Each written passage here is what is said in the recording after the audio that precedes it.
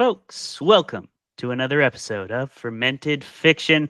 Tonight, we are going to do the same thing we do every night, which is drink some drinks, and I'm going to, smoke my pen a little bit with an awesome guest author, and we're going to talk about the TV show Severance as our debate topic this evening.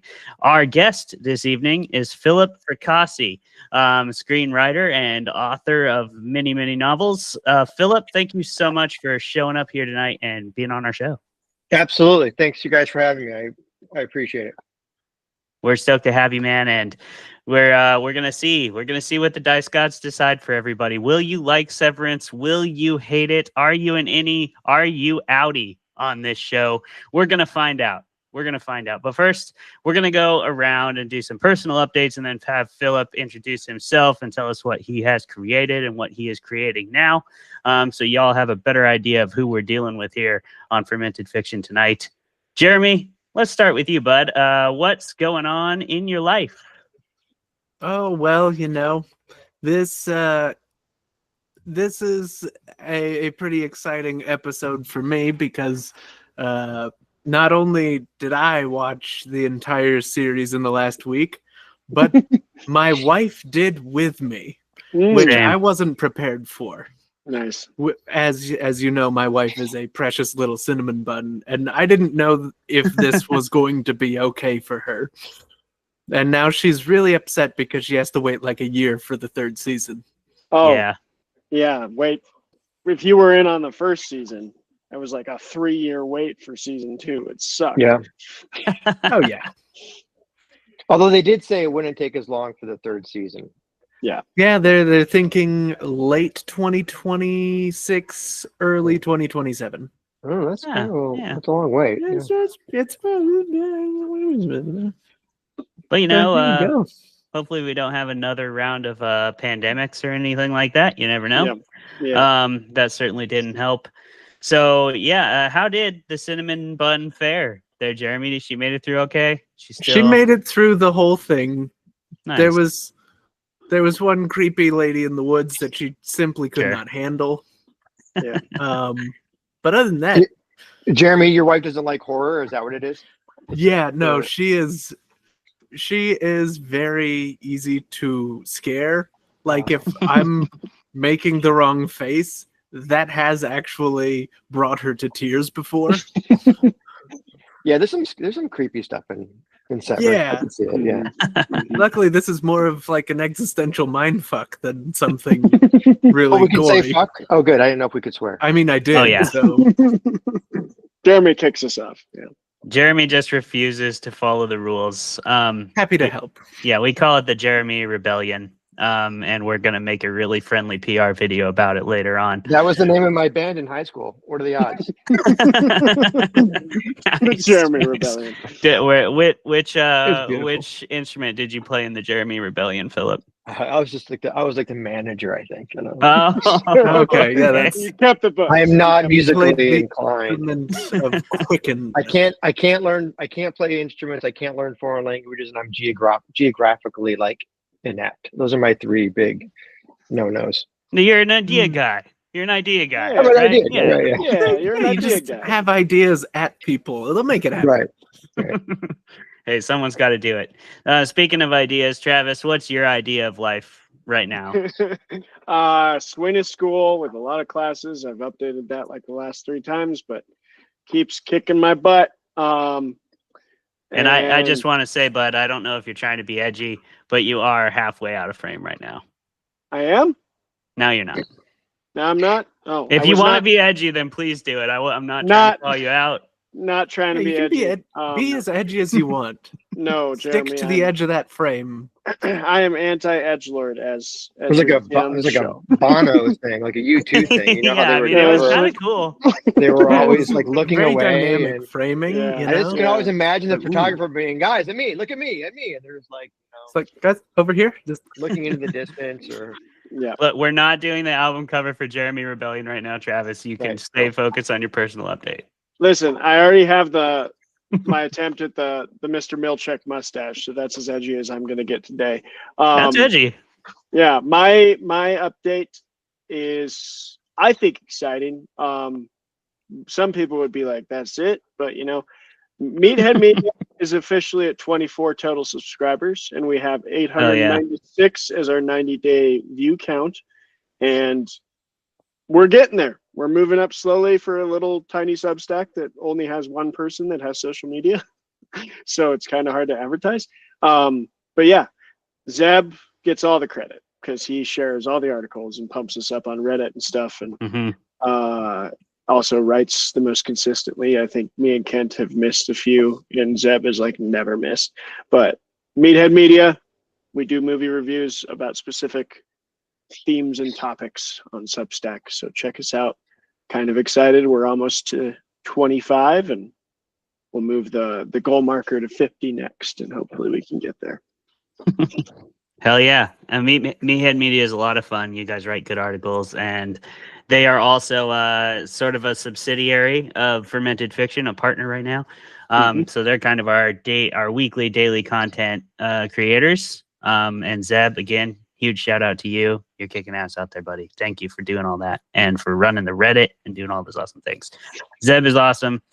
He was on our episode last season where we talked about, what was the movie we talked about with him? Interstellar. That's one of his favorites. Yeah, that was a fun one. So you can go check that out if you don't know who Zeb is, or you can usually find him lurking in the comments.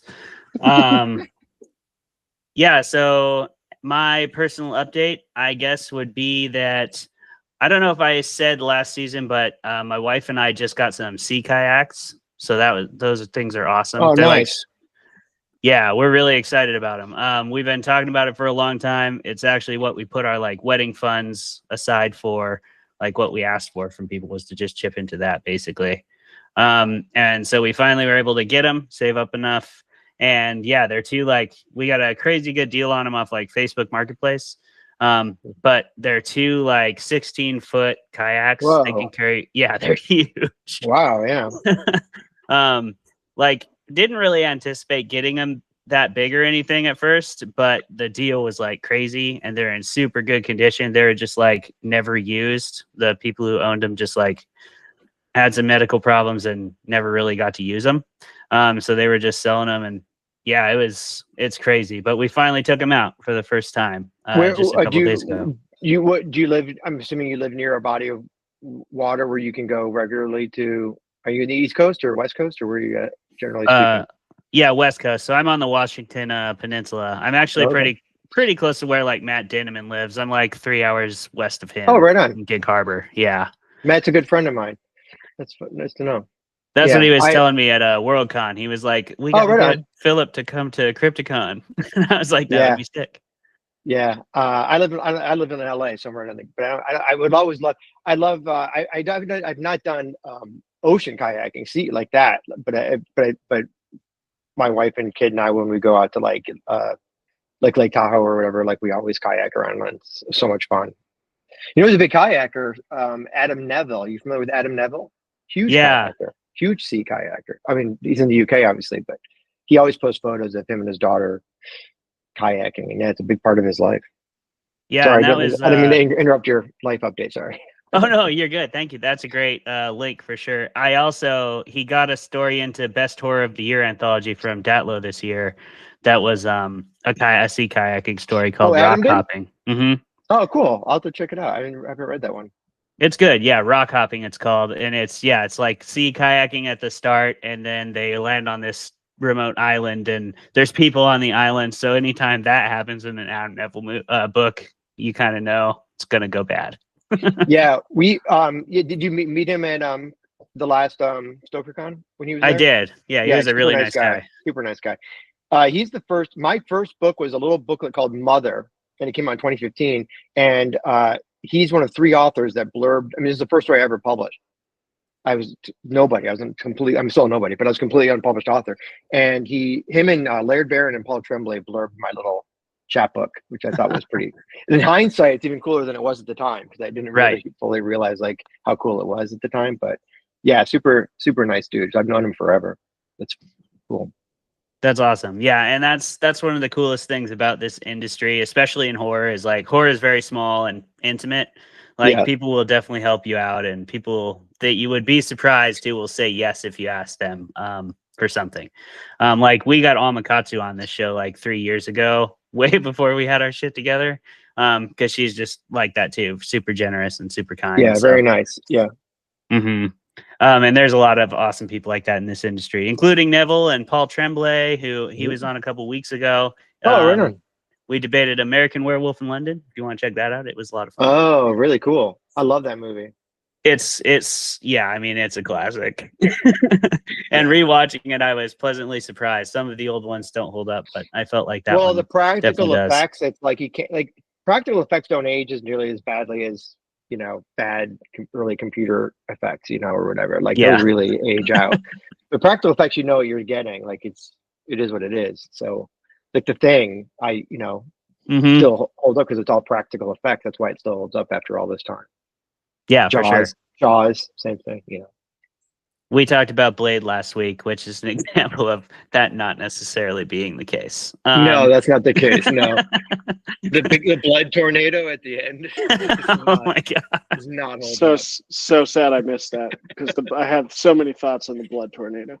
We didn't even get to the blood tornado, surprisingly. Oh no! Yeah, Favorite part of the movie. Oh, dang it. We may need a whole other episode all about Blade. Yeah. Well, you can get into Blade 2 and beans. Blade 3, and now they've been remaking it, I guess, for a long time. It got scrapped. If it ever comes out. Yeah. That's sort of like Winds of Winter at this point. Don't hold your breath. So yeah. And what if you have been holding your breath waiting for the debates, too bad. You can stop doing that now because we're gonna get into it. I'm a chatter. No. I'm not apologizing to you, Philip. I'm just mocking the fans. This is what we do. We take their patience and their generosity and we shove it in their faces. Yes. And we absolutely will not reward them for it. No, you don't get rewarded for positive things like that around here. Only talking shit and showing up fucking like 15, 20, 40 minutes late like Colin. Hi, Colin. Just hi, Colin. Oh, hey. Phillip, though, does he have a life update? Yeah, I mean, also just who are you, Phillip? We would like to know that. Yeah. I'm a primarily a horror writer. I write other genres too. I wrote a science fiction novel. My new book is kind of a thriller whodunit, but it's definitely got some horror stuff in it. But and I'm also a screenwriter. I've got a couple movies produced, and I'm still screenwriting. Doing that. I've been writing my whole life. I've had a bunch of different careers. I owned a bookstore for a while. I was a music executive for a while. I worked in film and TV production for a long time, on and off for 30 years. But now I'm full-time writing and really enjoying it and really grateful to be doing that full-time because it's something I've always wanted to do. That's who I am. That's what's up with me. And I live in Los Angeles and I'm got a beautiful wife and a lovely child and just kind of sit in my office alone in the dark and write scary stories 7 days a week. Yeah. Hell yeah. It's not such a bad gig. It has its ups and downs, but it's right. It's good. Yeah. And life update wise, going to full promotion mode on the new book, which comes out on Tuesday. Mm-hmm. And tomorrow morning leave which I'm actually kind of excited about. You guys would probably dig this kind of stuff, because I'm going to called Fan X, but it's Comic-Con, but it's in Salt Lake City. So it's cool. Salt Lake City's Comic-Con. So I'm going to do that for a few days, which I'm looking forward to. So I like that kind of stuff. I like seeing all the books and comics and movies and fun stuff like that. And I'll be doing a bunch of stuff there in Salt Lake City. And then I go on like a 6-week tour all across the country to promote the book. So I'm getting all that organized now, which is kind of fun. And I look forward to meeting readers and getting out of my office. Be nice. Yeah, I like the face-to-face aspects of it too. I love conventions. That's like a big part of where we've built the show from, and where I've like gotten any kind of traction in this industry. I'm still pretty new to everything as well, but yeah, I'm glad you're getting that opportunity, and I hope you have a successcuseful book tour, man. It looks like it's going to be a good time. Thank you. Yeah, it'll be fun. And conventions are great. I always tell new writers and and lately I've been talking to young influencers, people who are trying to make their mark as reviewers or influencers and stuff like that. I'm like, you got to go to conventions because everybody, especially StokerCon, we talked about that pregame, like StokerCon, everybody's there and everyone's so nice for the most part. And it's a great way to meet people and connect with people. And yeah, and the writer community, horror writer community specifically, you mentioned, is very tight and we all know each other. And we're all kind of been in the same boat, rocky water, water filling boat for the last however long. And so it's a great community, and it's something I always recommend to people to try and hit some of those conventions. There's a lot of them, especially on the East Coast. But yeah, it's a good way to meet people and get more immersed in the community. Yeah, absolutely. And speaking of getting immersed, Colin, I see you're eating, so we'll get into our debate here. Speaking of being immersed, is it like a ramen, or what are we doing? What are we doing, Colin? Yeah, what are you eating, Colin? Is it like what's the situation? Let's draw. Are we doing draw. We're doing a curry. Oh, it's a nope, salad. not quite. Whoa, this Oh, guy. it just blurs it. Google just blurs that. Is that olives? What's in that? So let's see. We got some broccolis. It's some seasonal black stuff? Kiwi? What do you mushroom. Okay. Kiwi. I don't eat mushrooms, and I don't eat olives. Those are my two things. There's no olives. It's broccoli. And the broccoli pasta. I love. Broccoli's good. My wife can't do mushrooms either because of the texture. She likes the flavor. If you grind them up, can't do the texture. Yeah. Can't do the flavor, can't do the texture. If you sneak in a mushroom and don't even tell me it's in a sauce or something, and I eat the sauce, I'll start feeling sick, and I'll be like, "There's mushrooms in there, isn't there?" You can't slip it past me. I'll know. They've tried. They put mushrooms on everything. It's like a conspiracy. You go to a restaurant now and you order whatever, sushi or steak, and they're he shows up with mushrooms. I'm like, what? Since when? They'll do it. They don't even care. They don't. They just think, oh well, everyone likes mushrooms. Maybe there was an American mushroom surplus, and they just have to get rid of it. Get rid of it. The other day I ordered a cheeseburger, and it came with a big mushroom on it. And I was like, since when we're putting big mushrooms on top of cheeseburgers? And I was yelling. Since we realized that mushrooms are the most delectable things on the planet. It's fungus, dude. It's They may just be trying mushrooms. to kill you. I don't know. It might be. They can kill me. They can kill me all day. I'm gonna keep eating them. And that's sort of what separates certain people who might choose to get severed from people who wouldn't, right? And we're gonna talk about what that means in Severance here in our debate. Now, if you don't know what Severance is, essentially the premise for it is there is this company called Lumen. And you can make the choice as a Lumen employee to go to what's called the severed floor, which means they use some space age science magic to make it so that basically an alternative version of yourself goes down into that basement and works all day. And when you come back up, you don't remember work, and your work persona doesn't remember your life outside of work. So everybody on the severed floor, if you are in the office, you essentially just live in that office for that sort of version of your consciousness. But when you leave work, you're basically a different person and you don't remember work at all. I guess the appeal to that, or the premise of the appeal, would be either you want to forget a bunch of shit to focus on your work better and to maybe sort things out, get some distance from some painful things, memories, or you don't want to think about work when you're not working. So it's best to just not even know about it. And then vice versa. You can focus better. An employee would be more efficient, maybe, if they weren't thinking about whoever they got on the outside or whatever else they got going on. So, no matter what you might think of that premise or whether you'd get severed or not, it doesn't matter. All that matters right now is the fucking opinion of the dice gods, because they're in charge from here on in for the next 10 minutes or so while we do this debate. So we're going to roll our dice. Travis has a dice. Phillip does not. Phillip, who would you like to roll for you? Any of the three of us could probably get the job done. I'll say Travis because he's wearing a sport coat. Oh, Travis is rolling against you, though. I'm going against you. Oh, wait. Oh, so someone has to roll for him. Oh, right, because it's the like it or hate it, right? Mm-hmm. Oh, whoever has a dice, whoever has a die lying handy. Jeremy, do you have one? You have a tie on. I do not. Oh, guy. you what? The options are dwindling quickly. It better be you, Colin, because last week I rolled for Brian McCauley and I rolled a straight net too. Colin's So I don't straight up think you eating want a me. mushroom salad, so he's probably not thinking he's gonna die. Throw a die. I'll try it. He may die. All right, I don't know. Clayton's going for it. Clayton's going for it. I rolled mine. It's Okay. mid, as the kids say. Mine's good. So I hope you like this movie, Philip, because I rolled this show, Philip, because I rolled a 17. I wrote a 12. Yep.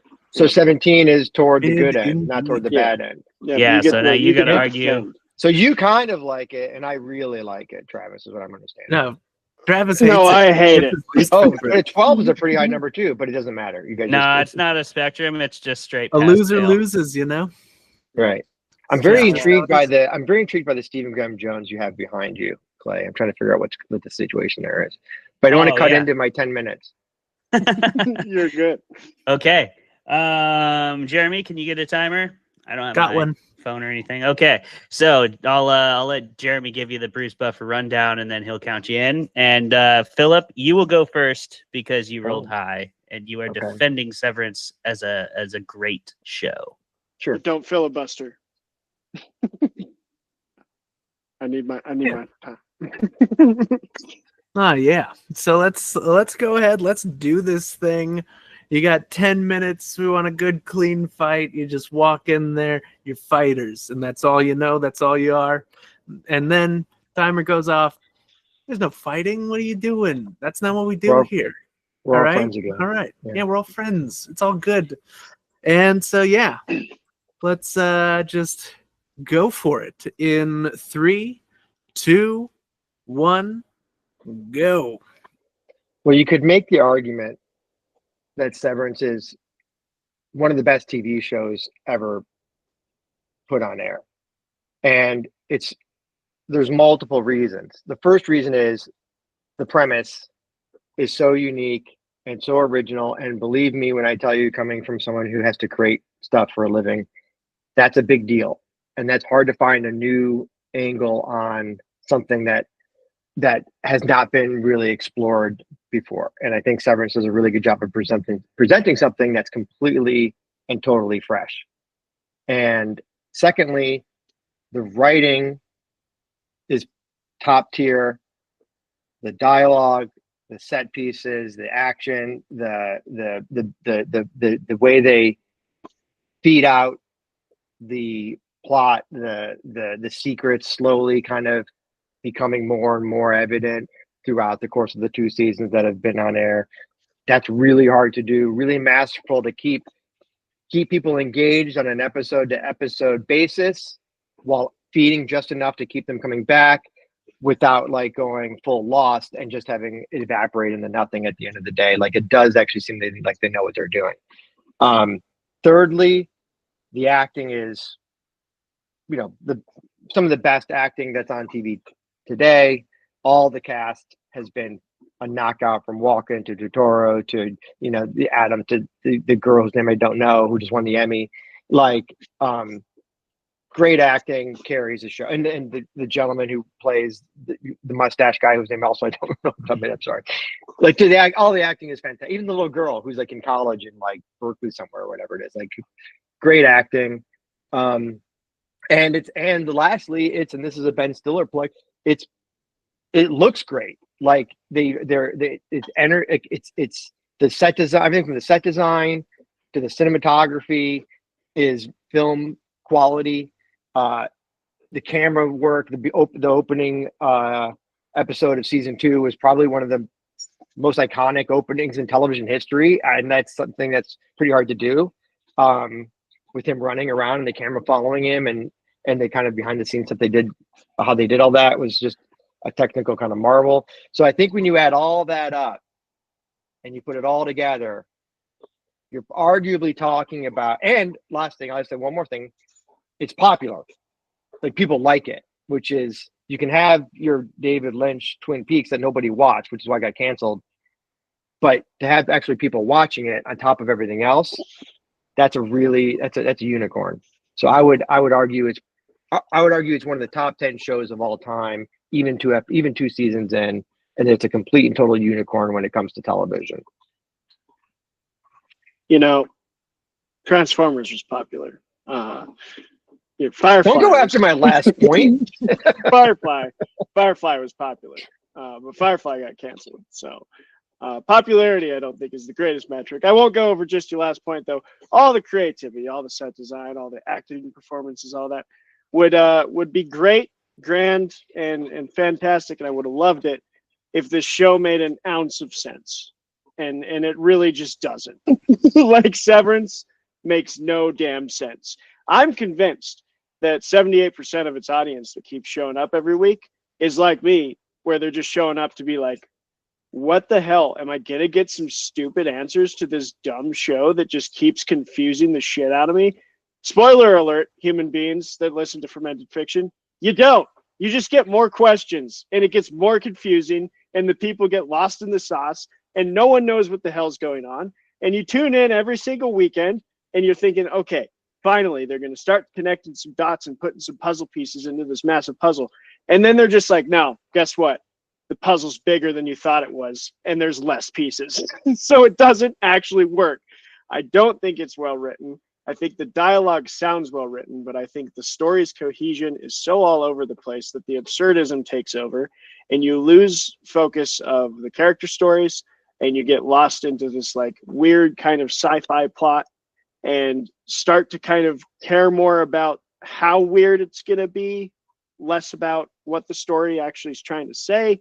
And I don't know. I just don't get why it's so hyped up, other than my theory that people are so confused, they just really want to know. And Lost did that too for a while. But you see, Lost did it with people in bikinis, and that changes the perspective a little bit. I show up. Like I show up for more bikinis. There's been no bikinis in this, so I don't know why I keep showing up. It's a lot really grayscale and lots of really weird suits. And I will say the one positive I'm going to give this show is Mr. Milchick's mustache is fantastic. So that I'll let you rebuttal, but I have more points. Well, my rebuttal is that I do think that I do think it makes sense. And I think what Lost did is they just kind of kept throwing stuff at the viewer in the way you're describing it. Like, and now there's a polar bear, and now there's this weird 7-digit thing, and now there's like this weird lighthouse structure that you have to go up into and turn the big wheel. And then when you got to the end of Lost, none of that had anything to do with anything. Oh, they're in purgatory. It's like, well, then what was with all this nonsense we had to like just deal with? And I do feel that Severance has done a good job of explaining what's happening. Most people, per Clay's opening synopsis, actually do know what's going on. Like it's pretty clear. There's the severed innies, there's the outies, there's the corporate overlord. Now there's the twist of like I'm assuming everyone's seen this. The show's watching it, so we're not worried about spoilers, right?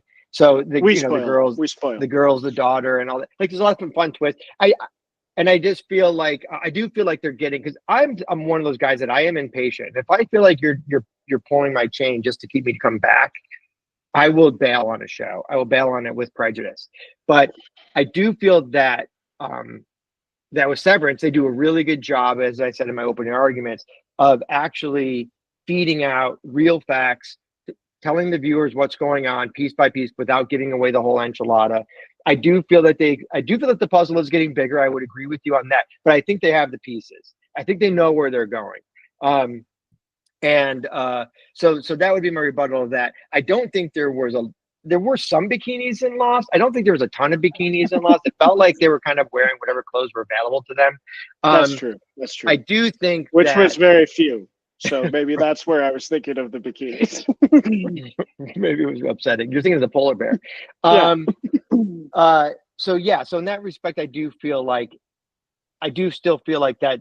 I feel like the arguments are shallow, because I do think that people are being fed real information and real character, and the character development is actually pretty intense with the sister and her husband, who's the writer, the self-help writer, and with the Patricia Arquette character, who's kind of like, was on the inside. Now she's on the outside, and she's trying to help him now. I think those characters are actually pretty deep. Milchick has become an American icon. Like he's an American icon. Like everyone, the mustache. Clay mentioned I'm doing my Milchick mustache. I mean, Mr. Milchick has become this like incredible pop culture figure.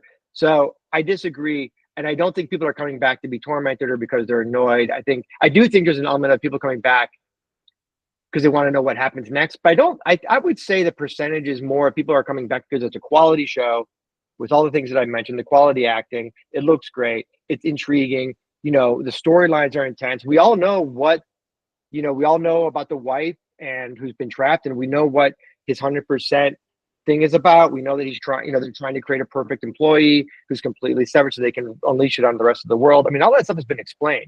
So I don't think it's quite as like obtuse as you think it is. And so I would counter that most of the show has been explained to the extent that with season 3, I'm kind of wondering where else they have to go, which I will say for you, again, repeating, there is a bigger puzzle that they're going to explore. But I feel like everything they've done to date has been pretty explained.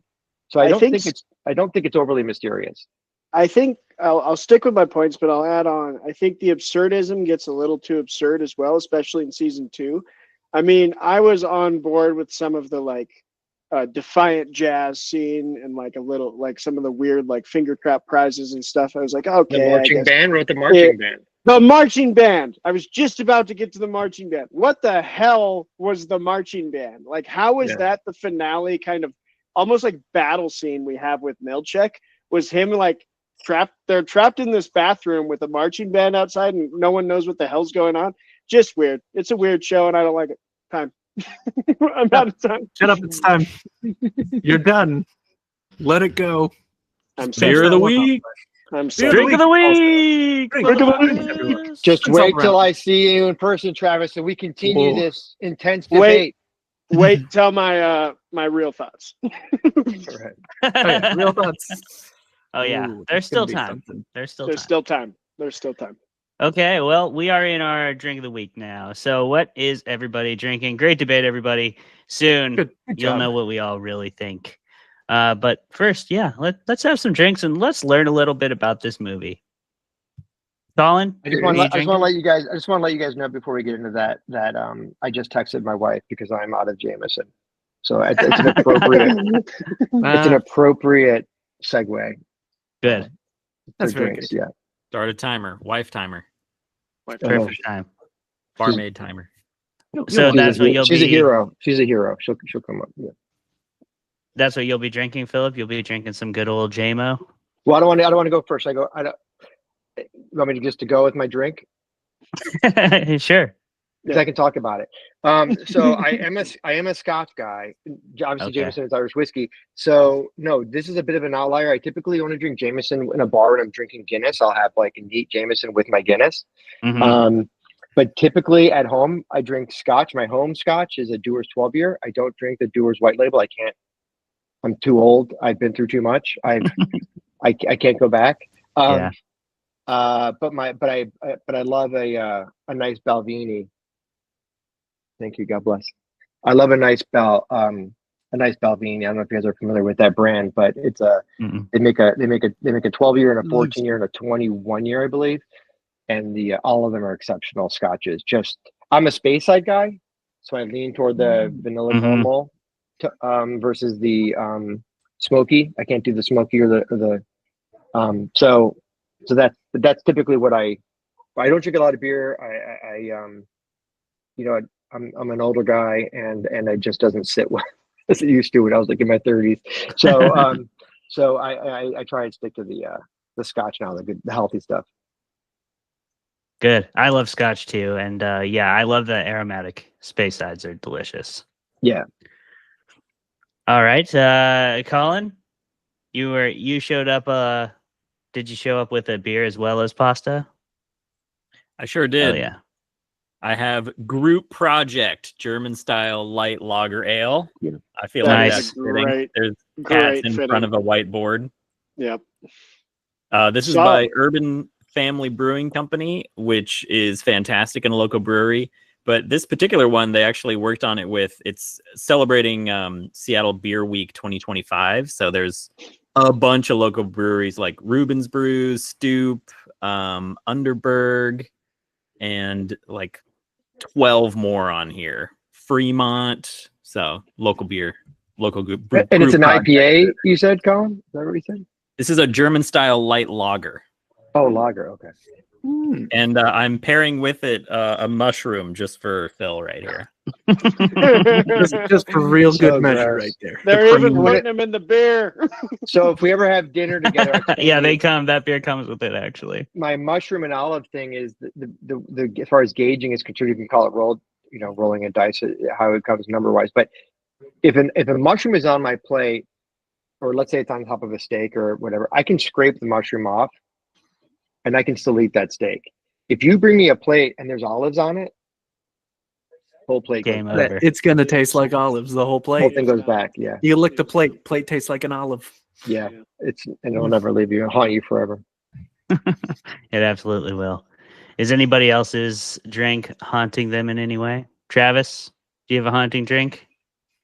Haunting? I don't know. It's a rare because they're not running currently. We're hoping they come back. But Dry Hills Distillery here in Bozeman made a Montana bonded wheat whiskey, Ooh. and it's well done.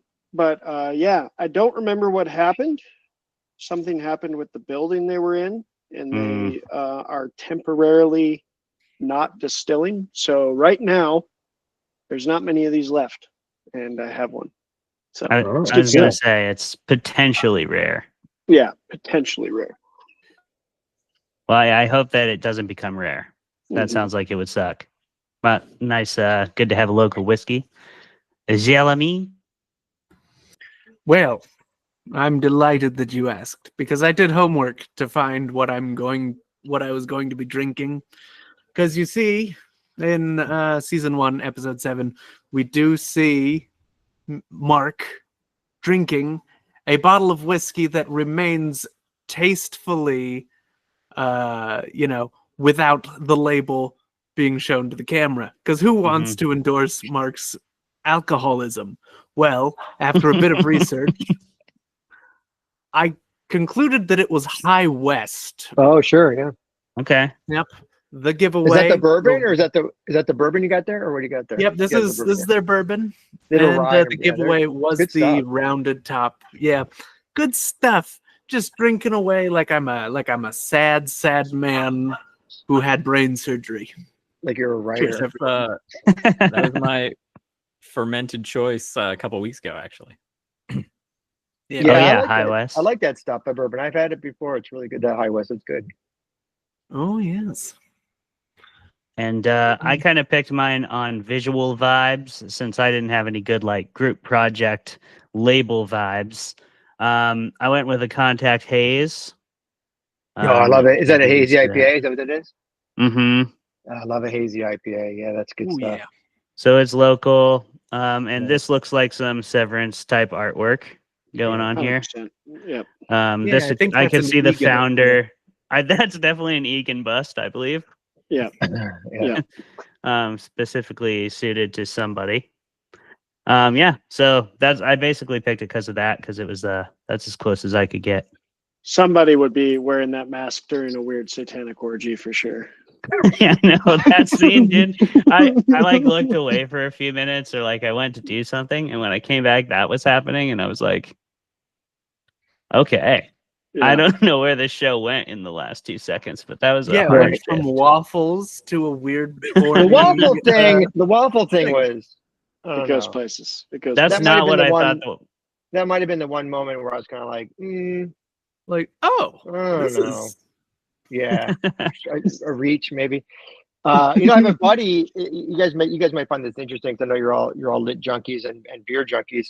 I have a buddy who has a company called Rapture Brewing, Hmm. and he actually sends me. He brewed a beer for Boys in the Valley. My book that came out in 2023. For the Sweet. tour, we did a tour beer for that, and he's done some other unique stuff for me.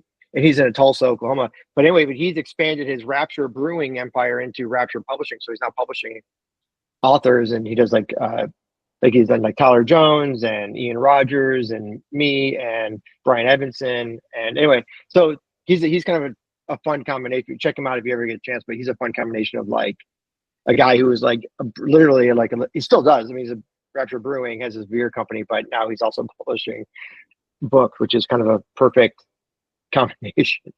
You know, Nice. horror lit and beer. Yeah, microbrew beer. That's as good as it gets. I can't imagine a better combination. We're trying to use that combination too, but a lot less effectively, it sounds like. But hey, y'all got to get there on your own path, don't you? At the end of the day. And Colin's path, as traditionally it has become for Fermented Fiction, is telling us some facts about Severance. And we will accept facts from anybody on the panel.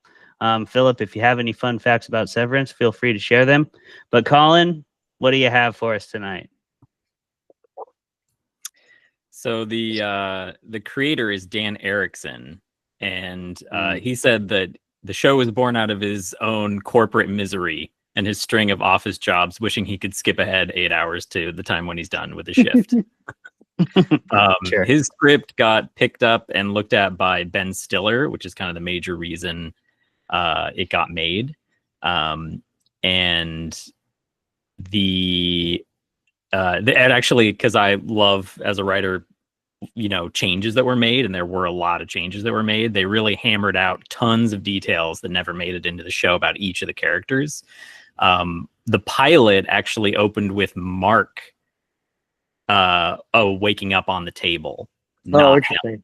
And so that was a huge shift that they made, and it had a lot to do with just like the character dynamics. They've said about having a female join an all-male office group, and playing off of all those changes that suddenly were so apparent in the script by making that little change.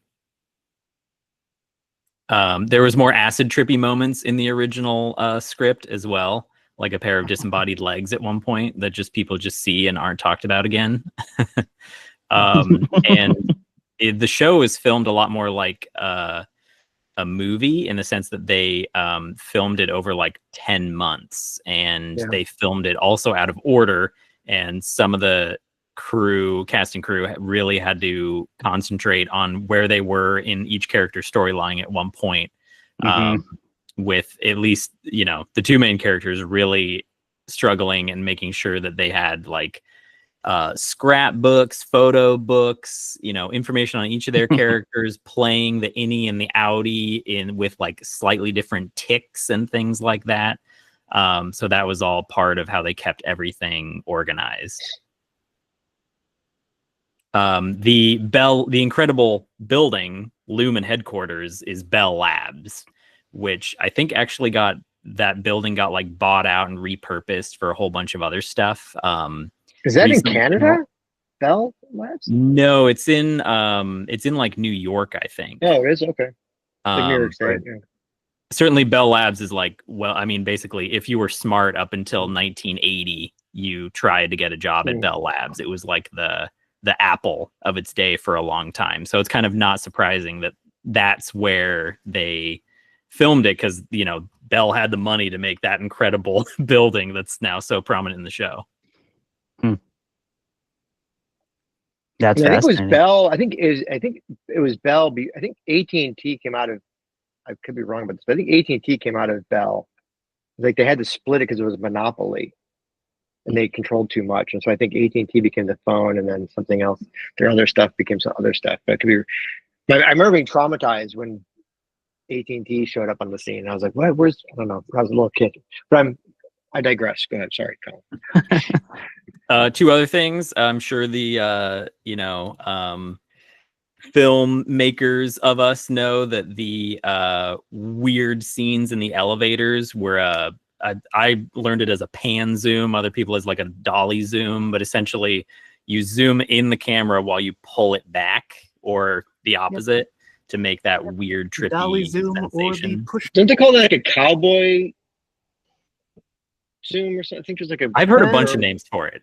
Well, I know when you have the thing where like when you're moving in and the character it's called a cowboy. It's like a dolly move, and it's called like a cowboy. Yeah, zoom, like most of the time people I know you're call it talking like about. a That's a pretty tight dolly space, though. zoom, like a dolly zoom or a push pull or like a vertigo shot because it was popularized in Alfred Hitchcock's Vertigo. Yep. Yeah, definitely like a vertigo. And one of the coolest things I learned about the show that was totally random. I don't think there was like no previous marketing for it or any announcement, but basically they built the entire set in Grand Central Station, and all the actors just refilmed that scene, not filmed it, but recreated and reacted that scene from the second season in Grand Central Station in a completely built set that was there just for marketing for the hell of it. And I remember seeing like scenes of it because people were literally like coming home from work and seeing the actors from the show playing this scene in the train station. Yeah, that was pretty cool. That was a great marketing gag. And lastly, Christopher Walken doesn't have Apple TV Plus and he refuses to get it, so they sent him the show on DVD. That was my favorite fact. That was my favorite fact. Beautiful. I love it. I mean, honestly, it is like it getting the Apple TV Plus, I gotta say, was like a bridge too far. That's why I didn't watch this show until now. I can't. My wife does all the apps because I'm like, what's that? There's Apple, and then there's Apple Plus, and there's Apple. Like, I don't get it. Too many things. I don't understand all the different stuff. It's all just where's cable? Where's my cable? Yeah, I have a Christopher Walken story. I don't want to interrupt Travis, but if you guys want to hear it, I have a really good Christopher Walken story. Please tell it. The only thing I was going to say, one of my favorite podcasts said, Raiders of the Lost podcast made the joke that I always repeat of, soon all the streaming services are going to come under one streaming umbrella, and they're just going to name that company cable.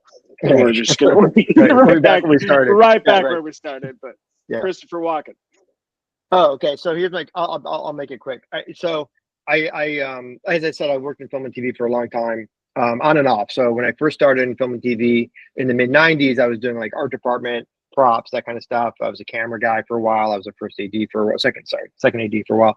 And then for about 8 years before I became a writer, full-time writer, I was working in location. So I worked on shows like Yellow Jackets and Star Trek Picard and Why Women Kill and stuff like that. But anyway, the point about Christopher Walken is when I was I worked at a movie called The Prophecy, and Christopher Walken was one of the leads in that movie. And there was a scene where he's kind of perched on the edge of a open grave, and they're digging up they're digging up like a sycophant. The woman who ends up, I can't remember her name, I'm sorry, and Adam Goldberg's in the grave and he's digging out the grave, and Walken's delivering dialogue to him. And so we were there. This was in Arizona, and on set, and it was a real graveyard, real cemetery. And when we were outside just filming Walken's profile looking down to the grave, Adam, who's in the grave, said, I don't want to be in the grave, because what's called Fuller's Earth, which is the stuff that he was shoveling out. So it looked really good on camera when you see the giant shovelfuls coming out. It was like bothering him or whatever. So the director said, Joel said, Phillip, go in the grave and dig in the grave. So in the movie, when you're watching Christopher Walken talk into the grave and you see the giant scoops of dirt flying out, that's me. So nice. Walken was delivering his lines to me in the grave while I was digging out the earth. So I kind of felt like I was in the scene with Walken. I was just a little bit off camera, but that's my Christopher Walken. That's my Christopher Walken. I did have a scene on film with Christopher Walken. You just can't see me because I'm in a grave. Heck yeah, shoveling. Yeah, that's awesome. I mean, that is more times than I've ever met Christopher Walken. So I love it. Mm-hmm. Yeah, I almost died on that show too. That's another story, but I won't bore you guys with it. But I might just make that a question, and yeah, come on. Your near death is going to be so boring. All right, Travis, Colin, was that your last fact? That's all the facts I have. Sorry. Oh, Colin. Yeah, sorry. I jumped in. I'm sorry, guys. Also, you, Phillip. No, dude, Phillip, you're kicking ass, dude. You're this awesome, dude. So good. Severance was a success. That's what we're going to end as we transition into the next part. And yeah, Severance was a smashing success. It broke the Apple TV Plus streaming record, which was previously held by, any guesses? I don't know what's Apple on what. TV Plus streaming record Yeah. specifically. Yep. Ted Lasso. Ted Lasso. Ted Yeah. Lasso was the previous That was record. a big COVID hit. Yeah, sure. Severance smashed it, garnered a record 589 million minutes of viewing in the U.S., with 28% of that coming from the second season premiere. They kept growing as new seasons have released. Like the season 2 premiere was a smashing hit, so people kept coming back. It was so successful that Apple had a significant increase in subscriptions, including 126% increase in signups between the 1st and 19th of January. So big hit for Apple, and rounded off all of that success by getting 27 Emmy nominations and walking away with, and I hate how the USA Today article words it. They said 27 Emmy nominations, but only walked away with 8 wins. What a bunch of losers. Only I 8 thought this Emmys? show was good. Why did I even bother to watch? Yeah, 8 Emmys. How dare they? Is that So, all yeah. they could gather together? It won 8 Emmys. Did it and win I'm best series? I don't remember. I don't pay much I attention to the award don't stuff. think so. I That was Love Island. know the actress who plays Haley won, which is well deserved. Yep. I don't think it did. I think. No, studio. Was it comedy? Yeah, the studio beat it. Yeah, what a great Studio show beat that it, is. Boy, and boy. What a great show. The Pit nabbed most of the dramas. Another great show, man. I still haven't watched, but I've heard it's great. Those 2 shows are awesome. But that's like pretty definitive proof that we can say that Severance was indeed a hit. And I'm just going to transition right into, because I debated. So Clay, if you don't mind, I'm going to give you my real opinion right off of that, because now we're into that discussion part. And then Philip, I can talk about how much I hate it. If you did. But I lied my butt off. I love I love Severance. I absolutely adore this show. One of the biggest praises I can give it is my wife is not a movie and TV person. So sometimes I'll just like randomly play something while she's there and see if she like bites. It's happened twice. One of them was Reacher, which isn't the best show, but it was entertaining. And she like came back and was like, I want to see the big guy beat people up again. And I was like, cool. Yeah, we can keep watching Reacher. And the other one was about Reacher, by the way. We won't go into it, but I have thoughts about Reacher. The other one was this show where I started watching it. I think she was doing chores in the background, started watching with me halfway and was like, can you start that over? And I was like, I've already watched all of season 1. And she's like, I don't care. And got really into it. It became like our weekly ritual. So big endorsement from Chloe. But I think everything you said about it, Philip, is 100% correct. The set design, the directing, the acting. I think it is an incredibly well-written series. It does not insult its audience, which is something I harp on all the time. There's little details. Like one of the facts that I really liked that I completely missed in the script was during the meetings with Miss Casey, she gives the sort of like little hints about the Audis. She says to Irving that your Audi enjoys the sound of radar. And then it's like a throwaway line that his dog's name is Radar. And so like that just comes back full circle. And if you blink, you miss it. It's like, it doesn't need to be there in the script, but when you see those types of things, it makes the dialogue that much more powerful. Yeah. And my biggest compliment to this show that I'll end on before we get to your opinion, Philip, is it's one of the best examples I've ever seen of absurdism working, like to actually aid the story. I think Douglas Adams does that in his books, but that's like a different medium. This show like took that absurdism and like every part of it, I think, lends to the story itself, where I would find myself oftentimes when we got to like the rewards of like the Chinese finger trap and they're trying to beat each other for like these stupid little prizes. I kept thinking like, this is so dumb. I'd almost check out. And then I'd remember like, oh no, they don't know what the real world is. So it like actually drew me deeper into the drama part of it, even though it was silly as hell. I would have this this moment of like, oh shit, like the Chinese finger traps do mean something to them. because that's all they know. Yeah. Like, and so I'd feel even Yeah. more powerfully, like, profoundly pained for these characters. Yeah. And I know we're going to get into more of it. I really love the whole concept of like retreating into yourself as like an actual personified thing. I think there's a lot to say here about like the soul, ethics, and humanity. And I want to talk about the deep themes when we have our open table. But yeah, those are my initial thoughts. Severance is probably one of my favorite shows, period, full stop, not in the last 5 years or whatever. Like, one of the shows that I don't watch a lot of TV. It's hard for me to get sucked in. I like movies. Even some of the better ones that people have suggested, I'll watch an episode and it just doesn't catch me. But Severance caught me like right away. I was hooked. I could not stop watching it. And I cannot wait for season 3 because I'm with you, Phillip. I don't know where the hell they're going to go. But like I have trust in these creators. Oh, and sorry, I keep saying one last thing and then having more things. I think if you look at their full cast and crew page, you can see why it's so good. In my opinion, there's 5 directors listed, but of those 5, Ben Stiller's done like 75% of the show, 11 episodes. So unified vision there. And then the same with writers. There's a whole panel of a lot of writers, but most of them have done 1 episode, and Dan Erickson has done like most of the writing. And I think in an age where both movie and TV get written by committee, it's great to see 2 creators kind of just having full control of steering the boat. And I think the product shows that. So those are my thoughts. Dan Erickson's full- just like Hamilton over there. Just writing the other 61. Full control, and also like budget. Like those, like Apple is throwing stupid money at those episodes, and that means that's a game changer because it allows them to do all the stuff that they do creatively.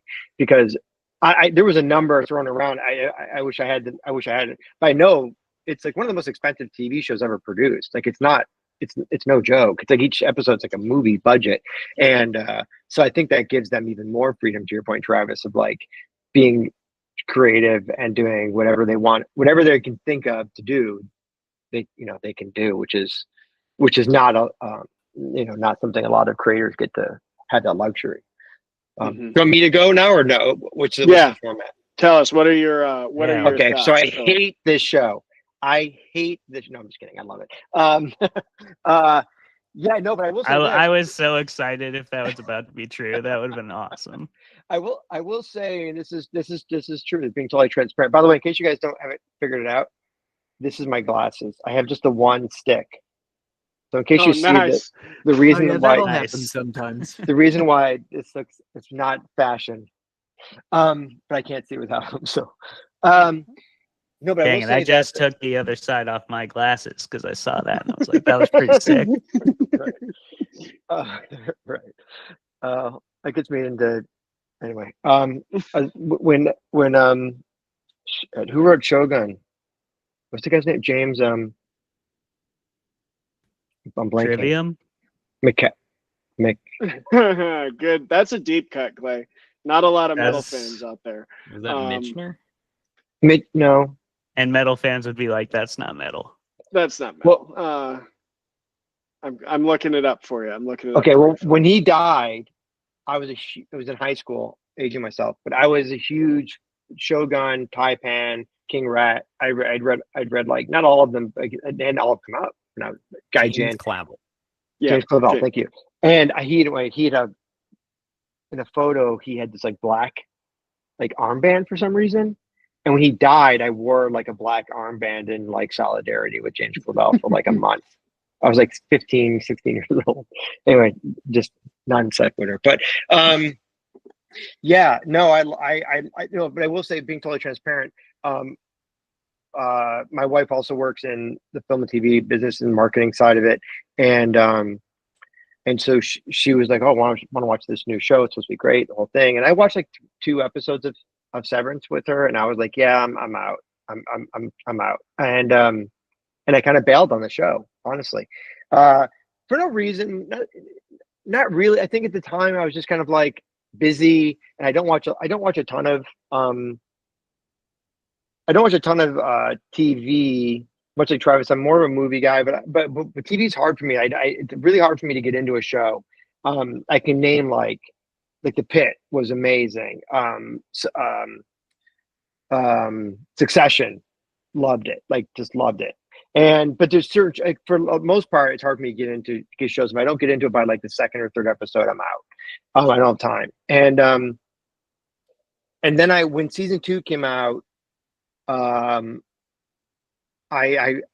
kind of got rehooked, and I went back and watched the whole first season by myself basically. Actually, she rewatched most of it with me. And I got complete, and it was one of those things like when you go back to something, right, the second time, and it really connected. And I think just different mindset or whatever, and that's when I really kind of like got hooked on it. But truth be told, I did bail after a couple episodes because I was like, it's too slow. I got too much shit to do. I can't, like, I gotta go. So yeah, but then I kind of like bought in and really appreciated what they were doing and where they were going with the story. And I think there was a part of me that, I've been burned with Lost. I was burned. Like I was mad about Lost for an inappropriately long amount of time, right? When I was like, well, why would they do all that stuff? It doesn't matter at the end. They just did a capsule episode at the end that had nothing to do with anything else, and it drove me nuts. And it bothered me that they did all this exactly to Travis's fake point about they're just leading you on where they don't know where they're going, and that was very frustrating for me. And so and it really bothered me. So I kind of thought that, like, I don't know if they know where they're going, blah, blah, blah. But then I bought in more. By the time I was like a couple episodes into season 2, I was totally engaged and rehooked. So again, total transparency, I was not like a fan from episode 1 like Travis was. It took me, I had to go back and re-engage. But now I'm like totally on board. And I'm always a big fan of, I'm always a big fan. You guys are all creative. It's, I have such an appreciation for a unique vision. I have such an appreciation for authorial voice, whether it's in film or music or TV or books. And even if you don't have a budget, even if it's not widely distributed, even if it's not necessarily technically good because you don't have the money to hire a great cinematographer and to spend 8 hours on a shot and all that kind of stuff, I appreciate vision so much. And I felt like Severance had such wonderful vision, and exactly to Travis's point, the fact that they had these 2 creators who were really kind of working in synchronicity to create something totally fresh that was also, and this is accurate from my initial debate, to create something that's so unique and so frankly obtuse, but also be so popular is incredibly difficult, especially on a platform where people have to pay to engage. This isn't Lost on ABC at 8:00, right? This is like, you got to find it. And so the fact that people sought it out and found it is really amazing. And it's a credit to the creators. So yeah, I am a fan, but like I said, I had to kind of go back and redo it a little bit to get fully involved. But I thought some of the stuff that they did in season 2 was some of the best stuff I've seen on TV. And then like stuff like the marching band, which, like, I love it. Well, you know what it is? It's something you're swinging the bat. That's the thing about, you're taking a swing and you're like, hey, you know what we're gonna do? We're gonna have like this and huge marching band. And Travis said it so well too. Like, and it took me a bit of a minute to, I guess, fully appreciate the idea that, like, the overly simplistic rewards that they gave these employees, where part of you is like, what is it? Are they just doing that to be quirky? But then you do connect it, and it's kind of like, it's sad because you realize, oh no, this is their whole world. Like, they don't know anything other than what's here. And like we're gonna have a jazz party, It's like the greatest. Jazz. It's like the greatest thing because you're like, what a reward. Yeah, and you're like, oh, I get it, because this is all they know, and this is like totally new to them. They're infantile in a way, and so anyway, I love too how that ties in so well with, like you said, like patience. This TV show rewards patience, because you get in season 2, you finally get Dylan kind of having his arc. And it takes all of season 1 to establish that he's the one that cares the most about these tiny little prizes. And so they build that like foundation of blocks to say like Dylan's the one that's bought in the most, and we're now going to give him like the first contact with his Audi's wife. And so now he sees what real life is, and he like feels real love, and his whole self is shattered. And like when that happened, I was like near tears. Yeah, that whole plot, I guess, development or plot beat of like them being able to see their Audis for a brief moment was like like the tragedy and the emotional level of that stuff was off the charts. I was really blown away as a writer. I mean, you guys are all creatives, like I said, but it's so hard to create those kind of moments, and they really knocked it out of the park. And I also think there was I just want to mention there's that scene. My favorite scene in the series to date was the scene where they were actually when they were at dinner. It was Totoro and Walken, and they were at Walken's house having dinner with his partner, who's a wonderful actor who was in Lord of the Rings and Fringe. Oh yeah, I can't remember. Who plays his partner and her husband, and man, that dinner scene was phenomenal, just phenomenal. So good, so well acted. Walken was just. And this leads into my first panel question that I think, and people can hopefully give their opinions of the show off of this question, but I think one of the biggest strengths that we're talking about right now, and I'd love to hear from all of you as writers, is balancing your primary plot thread with all of like a plethora of character plot threads that we've talked about this on the show before in context of books, but in TV, I think when it hits even better, is like every character has a nice through line that if not concluded yet, we can see something coming in the future. And I think this show does brilliantly of making us care about every character. And I know that that's a hard thing to do as a writer, so I'd love to hear y'all's opinions on, do you agree with me that Severance does that beautifully? And what do you think the trick is to balancing so many plot threads while not losing the focus of what you want I never for a second doubt that Mark and Helly are the primary characters of this story, but I know that everyone else is important as well. And that seems like a tough, tricky balancing act. So we could start with you, Philip, and then raise your hands if you want to jump in. Yeah, they do a really good job of that. And, even Milchick, and like where he's kind of become a more developed character over the last, especially over the second season, I think it's one of those situations I think where they had him season 1, probably thought of him as being one thing, and then he kind of became a bigger piece. And he's like one of those like actors who's like, they have him like in one episode, and then like he becomes like a fan favorite, so they start putting him in more episodes. He becomes a recurring character. Milchick really expanded. I thought he had some wonderful moments when he became the boss, and the conflict that he had with a lot of the characters. So anyway, yeah, I think it's incredibly hard. I can't speak too much to it as it pertains to television, because I'm not really, I'm not a TV writer, but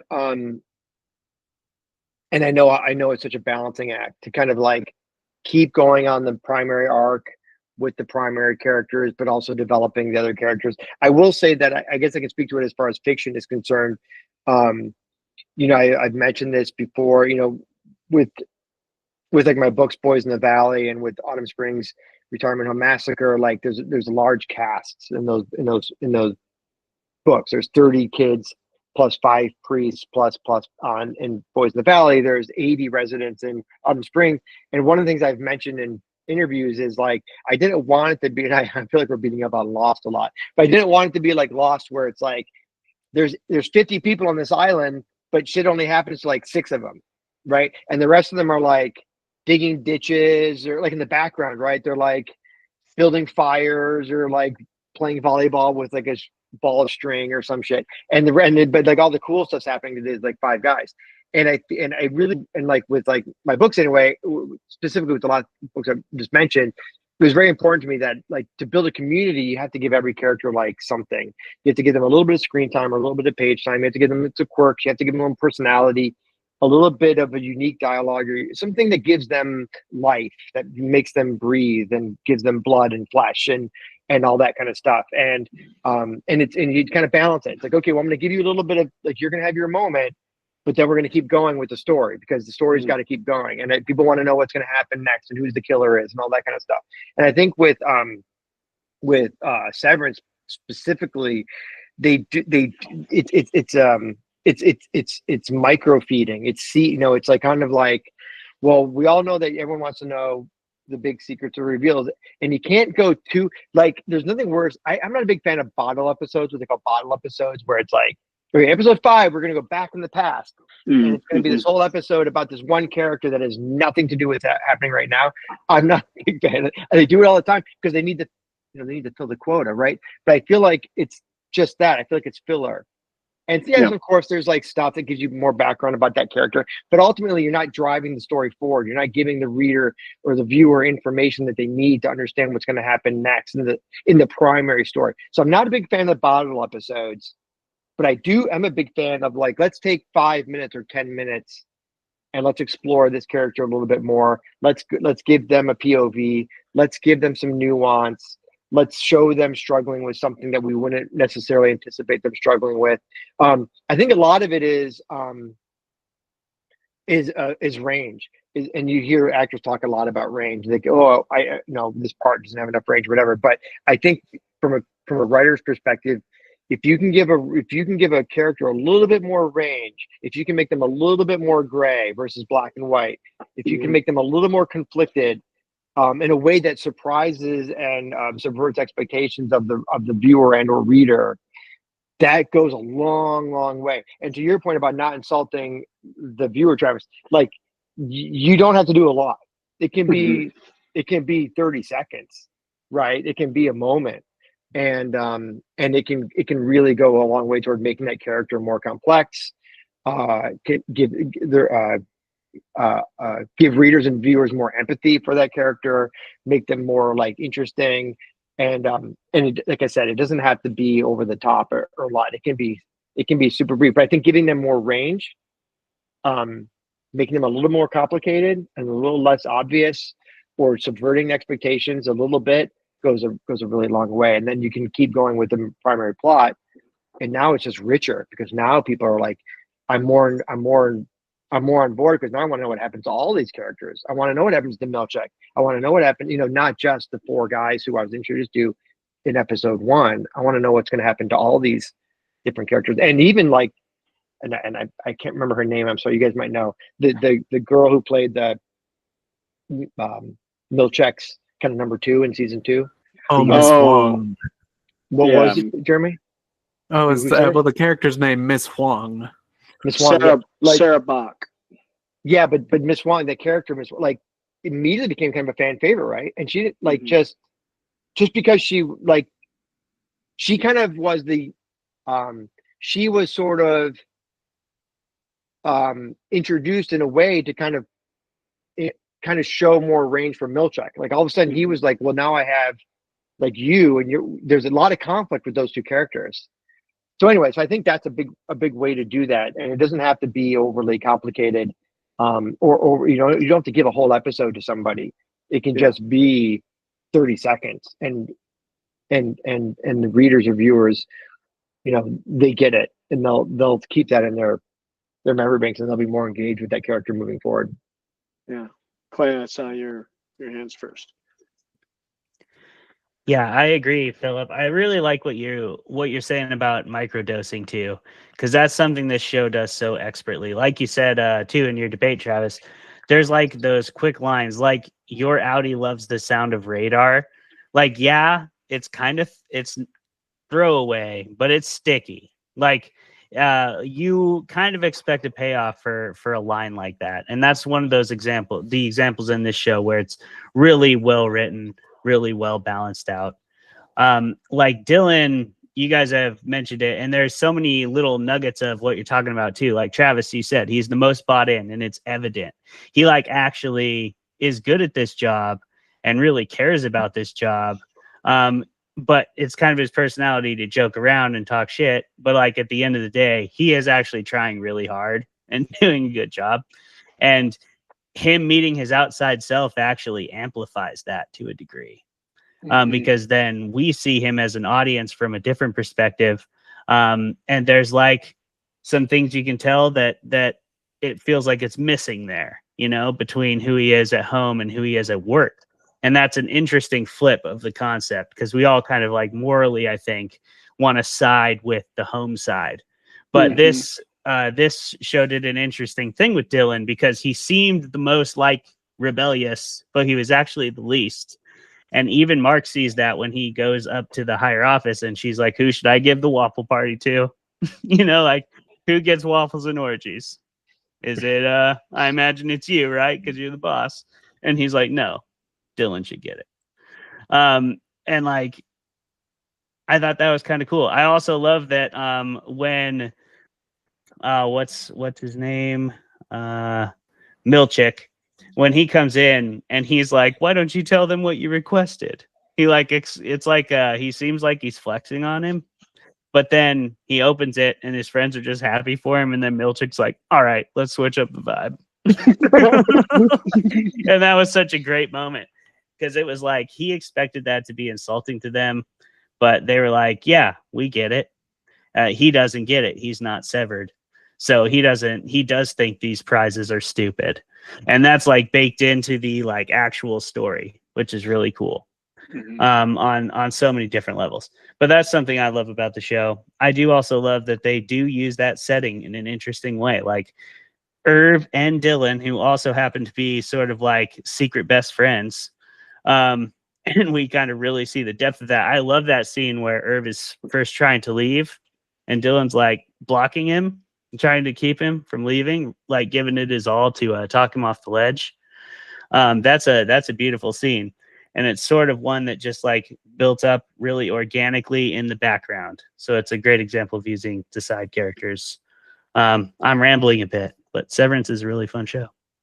I think real quick, Jeremy, I think too, there's an element of like, we buy in as an audience to the like real world.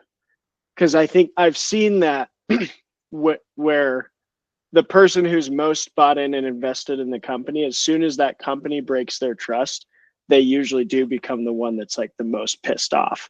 Cause they're like, I know that this is a good place. And then as soon as it like that illusion is shattered, they're like, what, like, how dare you? Like, it's that broken trust in a relationship. And I think you can feel that with Dylan, or like on a team. I mean, that happened anytime that trust is broken on like a team. You're like, you were the one, what the hell? Like, I'm the most pissed because I thought you were good.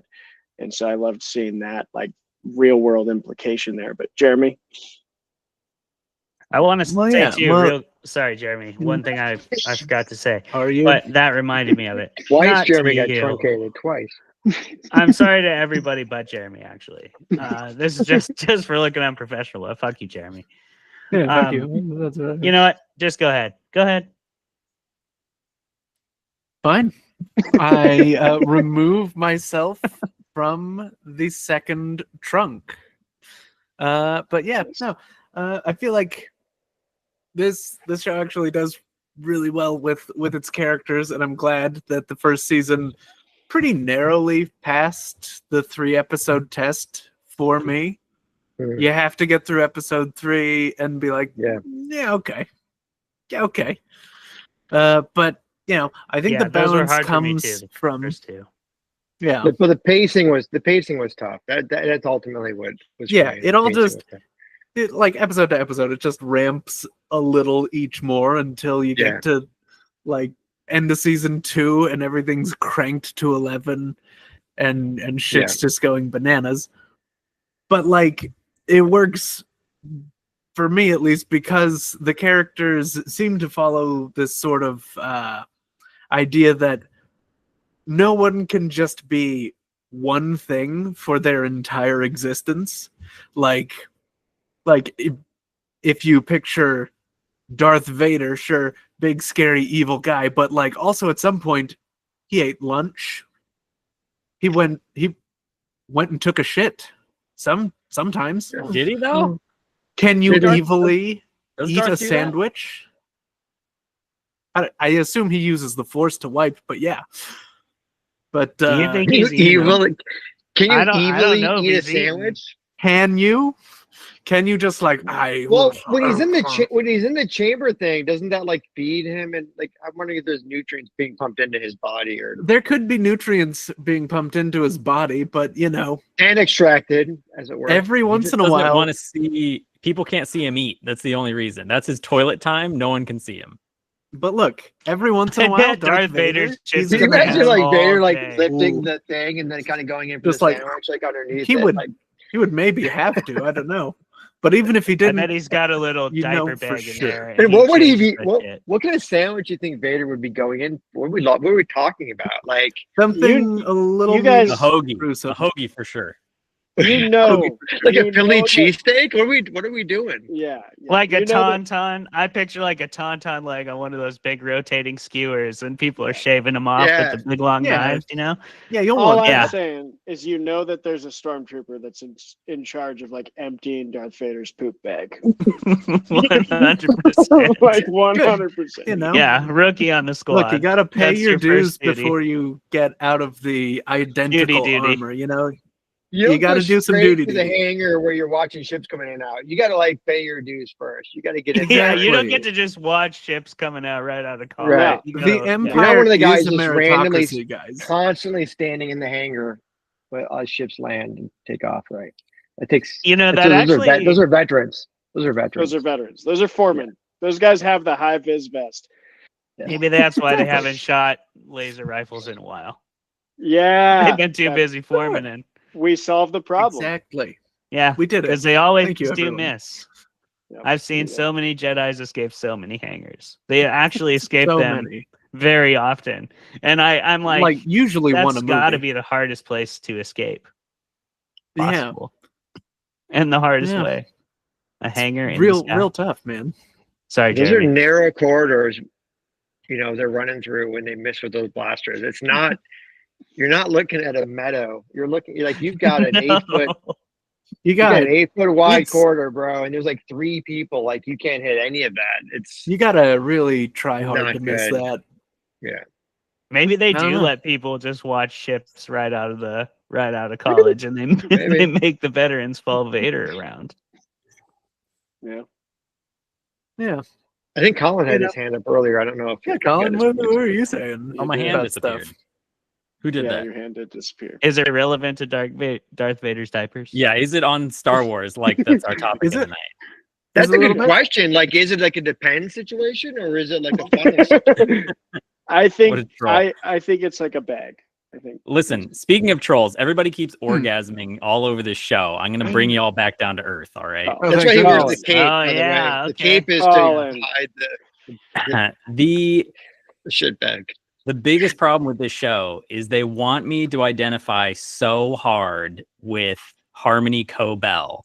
And it's not that I don't want to, it's that her episode of this random backstory with her sister at a lighthouse makes Bottle episode. no sense to anything. And the only point of all of it is so that we can see Mark Scout be a, old truck action hero bursting in across these like nice visuals of New England and bursting out of there with her and then getting a piece of paper that proves that she came up with Cold Harbor. And it's like that one episode is like such a waste of time. There's like 3 cool things that come out of it that we could have spent way more time with someone who actually has more to do with the effects of this whole innie and outie system. So there you go. It's I not agree. perfect. But then how would you? No, I agree. How I would you agree. know And what I'd Cold forgotten Harbor about is? that episode. And that's exactly what I mean by bottle episode. It's like you don't need to go do. We don't need an hour of it. We get like you can you can mention that she's a sister. You can mention that she's a notebook. And I felt like that. I agree 100%. That episode felt like a drag. on season 2. I did not feel that. I thought, because it was a burning question about, not that I didn't think the show was trying to make me sympathize with Harmony, but it was a burning question since the beginning that I had of like, what gave Harmony such pull? Because she constantly does seem to have pull. She seems to have a stake in the game that's higher than anyone, especially Milchek. And it doesn't seem, they give little subtle hints the whole time that it doesn't seem to come simply from promotion. Because even when Milchek gets promoted, he doesn't have the same level of like influence that Harmony does in the exact same position. And so I thought that us going on her journey gave a little, it was more of a peek behind the curtain of the company of Lumen.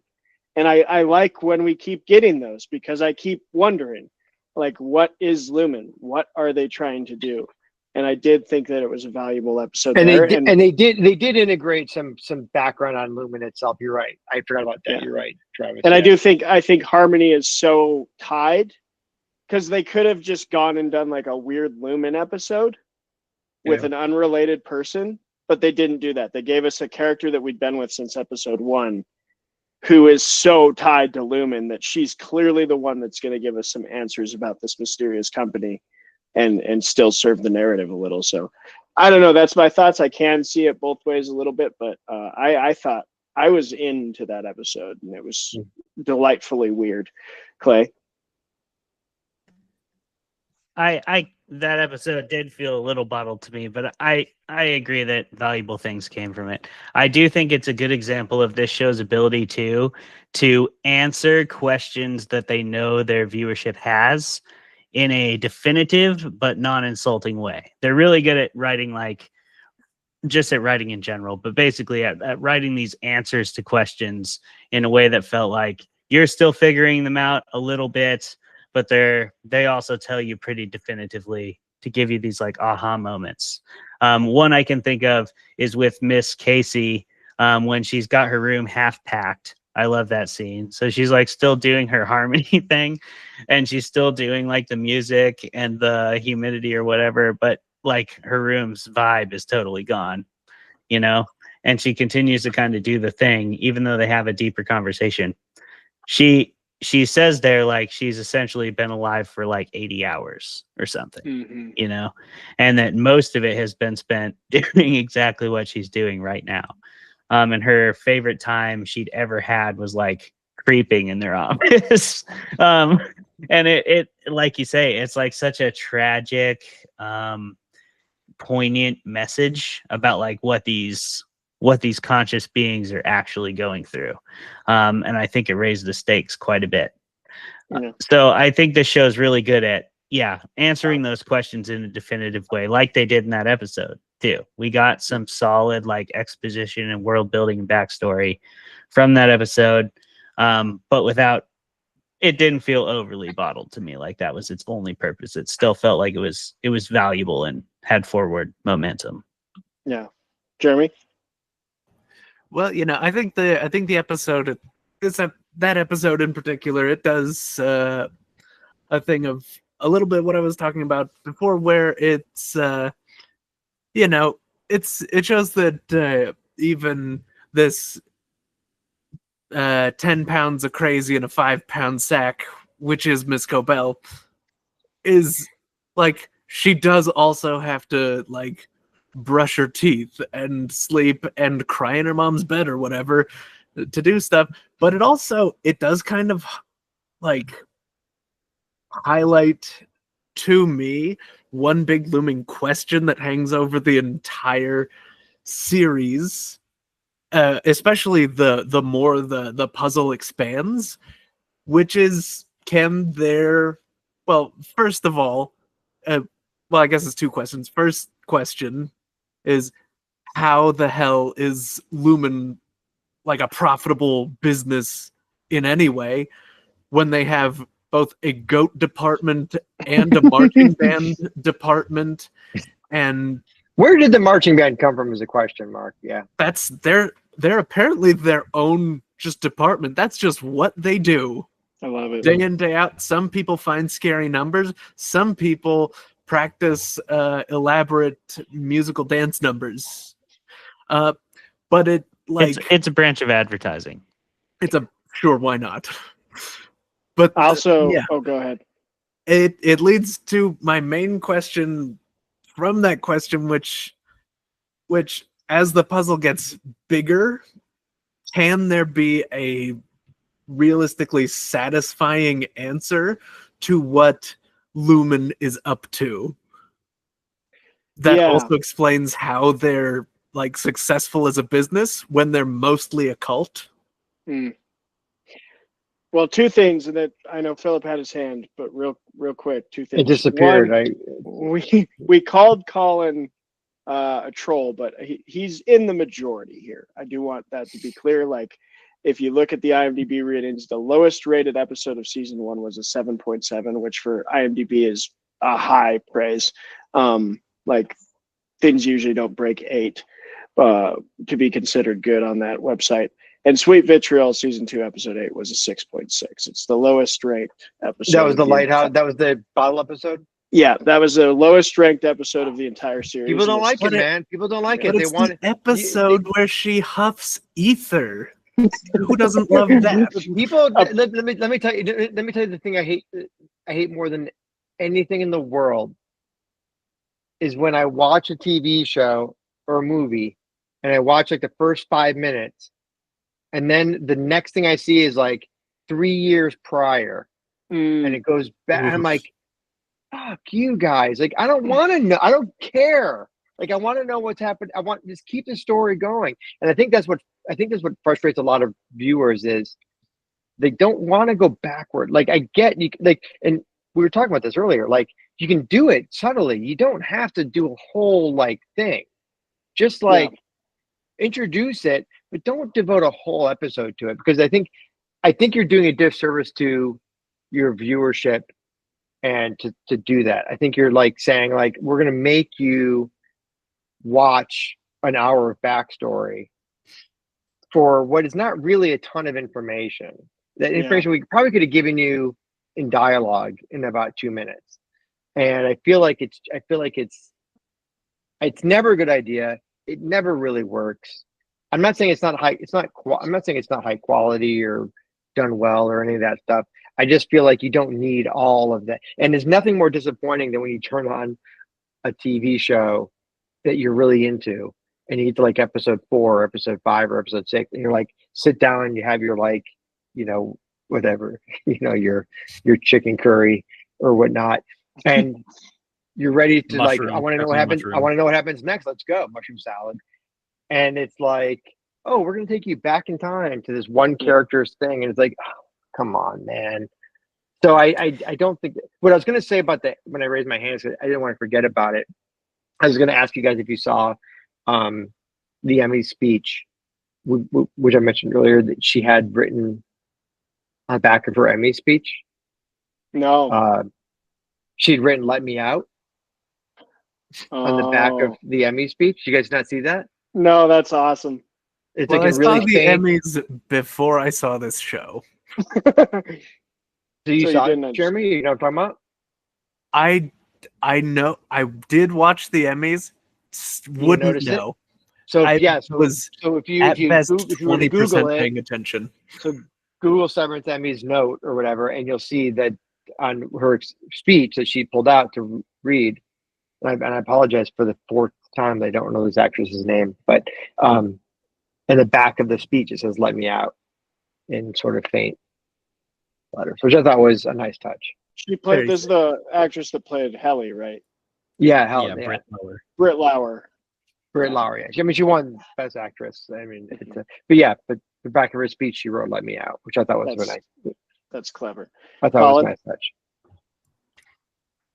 I was gonna say like there is one thing that's really hard that it comes to criticism of this show. I mean, basically, the show is a 99 out of 100. It's a great show, but there is a huge elephant in the room, and that is like, how do you critique something that's not done? And it's clearly there is a huge world-changing ending for all of these characters, this entire community, and this company that clearly is involved with the most powerful countries, corporations that are in the world, that involves a huge cult and everything else. And it's like, but what do they like? what is that thing? What is the end gonna be that pulls this all together and ruins lives, saves lives, brings these characters together who they thought were dead, this married couple who's the main character. Like, it is really hard to criticize anything where it's so dependent on the end, and clearly has been since episode 1. They have to stick the landing. They absolutely have to stick the landing. And the thing is, like, it's the Cobell episode is a perfect example where it's like, if we end up back there at some point, it could be huge. And there's a bunch of huge, important things that happen in that episode. The question is, like, as a viewer, you're watching it, and once you get to the last episode, you go back and you go, oh, that third episode, whatever, with the goats, like, this is all coming together now. So it's very difficult to decide if something is really overdone or not without knowing the ending, when the ending is so important. Yeah, I hope I've watched the series finale and then it just pieces it together for me, like, oh, that's why the waffle party is like, okay, I get it. I don't think that's gonna happen. Hey, well, and if they manage to navigate it effectively, they can also pull off the absurdist ending, where ultimately God is a guy playing with his cat, like they could potentially try to do that thing. It's aliens. It's aliens. Mm-hmm. I do think too, they're probably going to have to, I'm hoping they're going to do the bold move of like giving us another primary character in season 3, like another narrative to follow with Miss Casey. Cause like, she's barely in the show until the very end. And they bring her, back in as early as like episode 5, where they re-show the meeting real quick, like how they met. Of season 2, it's like 5 or 6 where they're like on the lawn chairs together. Oh when they're donating blood together. Which that was kind of a bottle episode, but a really good one. That's a weird. There's also a weird thing. There's also that weird side story with like the sister and the pregnancy camp and all that stuff too, which I think has not been fully explored. I love the sister's husband character is probably Rickon is so funny. He was in a movie called which I highly recommend, called Werewolves Within. Yes, great movie. Josh Rubin, and which is one of the funniest horror movies of all time, in my opinion. He also did Hard Eyes, but that actor is in that movie. He's hilarious in that movie as well. Just for the record, side note. He crushes this role. He's so funny. Like, and it's little details too. Like, I just remember when he grabs like Mark's foot. He's like, "Good night, champ," and he like grabs his foot or something. And it was weird enough. They like punched in on it. It was like they just did like funny little things like that.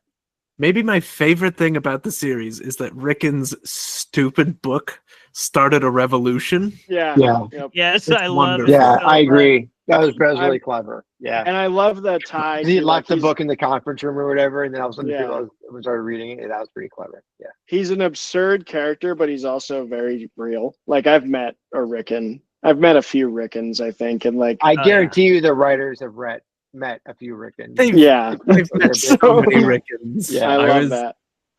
It's so I mean, his like Travis speaks exactly. You've read papers by students that sound like Rickon, right? I mean, this is so profound. This is by this is by Sartre or Camus or and it's totally the thing. And I feel like that's the other great thing about this show is that it's, I mean, we talked about Time and how it's a perfect movie to show for students in a classroom and then talk about, morality. And Severance is the same thing, where it's like, it's a fantastic show to show an episode of this to a bunch of students when you talk about either identity or, what is the mind and the self, and do you need memories to be yourself? And then more generally, morality, like Mark acting, right? I mean, Adam Scott acting both Marks talking with a camera to one another is just one of the most brilliant scenes I've ever witnessed. And how it escalates. It's so specific to like identity. Like, would you have an argument with yourself depending on the situation of your two selves? Running out, I can't remember exactly what the scene. He kept like running outside. Yeah. They're on in the balcony. Yeah, the they're in the patio. balcony. Yeah, that was a brilliant scene. Clay, and then I have another panel question. Yeah, and the nature of like relationships through that identity too, because Dylan, again, I love the Dylan character, if you couldn't So tell. good.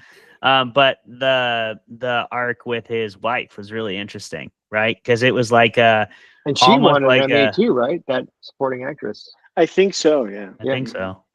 She was great in Wasn't she in? Studio 26 or whatever. What was that called? It was Merritt like a, Weaver. The one with Brie Larson. Is that what you're talking about? no, the one with She was Rob in that Lowe. too, though. Yeah. No, the TV show. It's like Rob Lowe, where they were like a Saturday Night Live type of show. I don't remember. Yeah. It was on for like 2 seasons, and it was Bradley Whitford and Rob Lowe, and they were the 2 head writers. Anyway, she was their assistant, and she was great. And she goes to my gym, so double. Nice. Clay, I see her at the gym. Yeah. I'm sorry, Clay. Oh no worries. I just feel like they actually structured those interactions really well and wrote them really well in a way that manipulated you to feel exactly how they wanted you to feel. Like early on, I was like, yeah, this isn't weird. That's how I was kind of supposed to feel, like, but they were acting weird, and then it becomes weird. And then the second one, you're kind of like, oh, now I feel like there's a weird boundary here. But it's also like seems allowed that they can break it, right? And then once they break it, then you really have to ask yourself, like, I don't know. That's pretty interesting, because she kind of is like basically banging her husband like in the past to get like the kind of intimacy, like new relationship energy intimacy, which is hard to top. Right. And she's getting that from her husband again. So it's a really weird, like circular moral conundrum. It's getting out of The cheating. the letter at the end is like such a bombshell. Uh-huh. It's like he is a different person. He doesn't have that. He's not prone to fits of anger like he used to be, which is crazy. Yeah. I will say this about, and this devil's advocate to some degree. I will say that one of the things that I'm not saying it's a negative or whatever, but going back to the idea that I did have the thought when I was watching this show, I'm like, if they legit have only known this world, the innies, and they were born into it, like her in the kind of fetal position on the table at the opening episode, but they know, but they kind of know. Yeah. Right. Yeah. Right. They know enough to know they're adults. They have an education to some degree. They know math. They know how to speak. They have skills, but not memories. But they don't have memories. Right. It has. He knows how to talk to like a woman. I don't know if that's ever been addressed in the show, but that was something that was like they remember maximum one state. I think it's this. What? There's a level of suspension of disbelief that I call it the Frankenstein problem. Because like my mom has ranted about Penny Dreadful's representation of Frankenstein, which I will always say is the most accurate to the book. But like that's the same thing where the Frankenstein monster is born, and then he just like he's learning language, he knows stuff, but he knows other stuff. And it's like if he didn't know language, he probably wouldn't. If he's truly a baby, he'd act like a baby. I think the easy answer is they're the same person without the memories. Yeah, I guess would be the easy answer to that. But it did bother me a little bit because they've only known this world and they don't know the outside world at all. And they're kind of like infantile in that way. They would just be like a bunch of blathering, big babies, adult babies. But that raises like huge questions about how quickly do they learn? How quick, and is their entire existence just uncovering memories then at that point? Right? Yeah. Because like mostly it seems like they would be, because your brain's gonna go to the quickest, like easiest solution to the problem. So if in doing a tactile action, it sort of fundamentally remembers something about that thing. I assume that's like how they would learn everything. Yeah, like waffles. Like, hey, I see all this. I know how to put syrup on waffles. Like, is that how it works? And you're just sort of discovering that. And then what's the boot up process on that? There's no way it's 2 days where you're like, here, sit down at the keyboard. You know how to type. Which again, you're that's familiar yeah. with the QWERTY layout. You're familiar with this extremely bizarre and very specific software which that again, we like, use here. with good writers, I always want to give, like, if they've proven themselves as a good writer, I always want to give them the benefit of like taking the, like, that they're thinking of the things that we find, and Totally. like what you just said, like, are they the same person, or what Philip just said, are they the same person who's just uncovering memories now?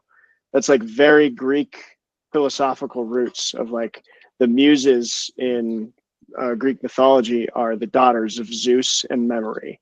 Like all knowledge, all poetry, all like songs that come into existence are memories. So I think I can see the writers and creators of the show really going into that, and I think it proved, like, to Colin's point of like, this is such a good show to use for philosophical lessons, because you also made me think of like all these little, there's like these thin line ethical things that have happened in the technology world, like pictures. Like I'm okay putting my own picture on the line if I've consented to it, but the moment like someone takes my picture and puts it online without my consent, now all of a sudden I'm like, that's not okay. It's like, Yeah, there's a bit of that like Plato Cave of Shadows situation going on, where it's like, or just it's all like, you know, what do you see in the shadow versus what you see in front of you, and yeah, that's the one thing I and maybe it's been addressed and I've missed it, which is possible, but it does seem to me like there would be a little bit more confusion. Yeah, but that's again suspension of disbelief, obviously.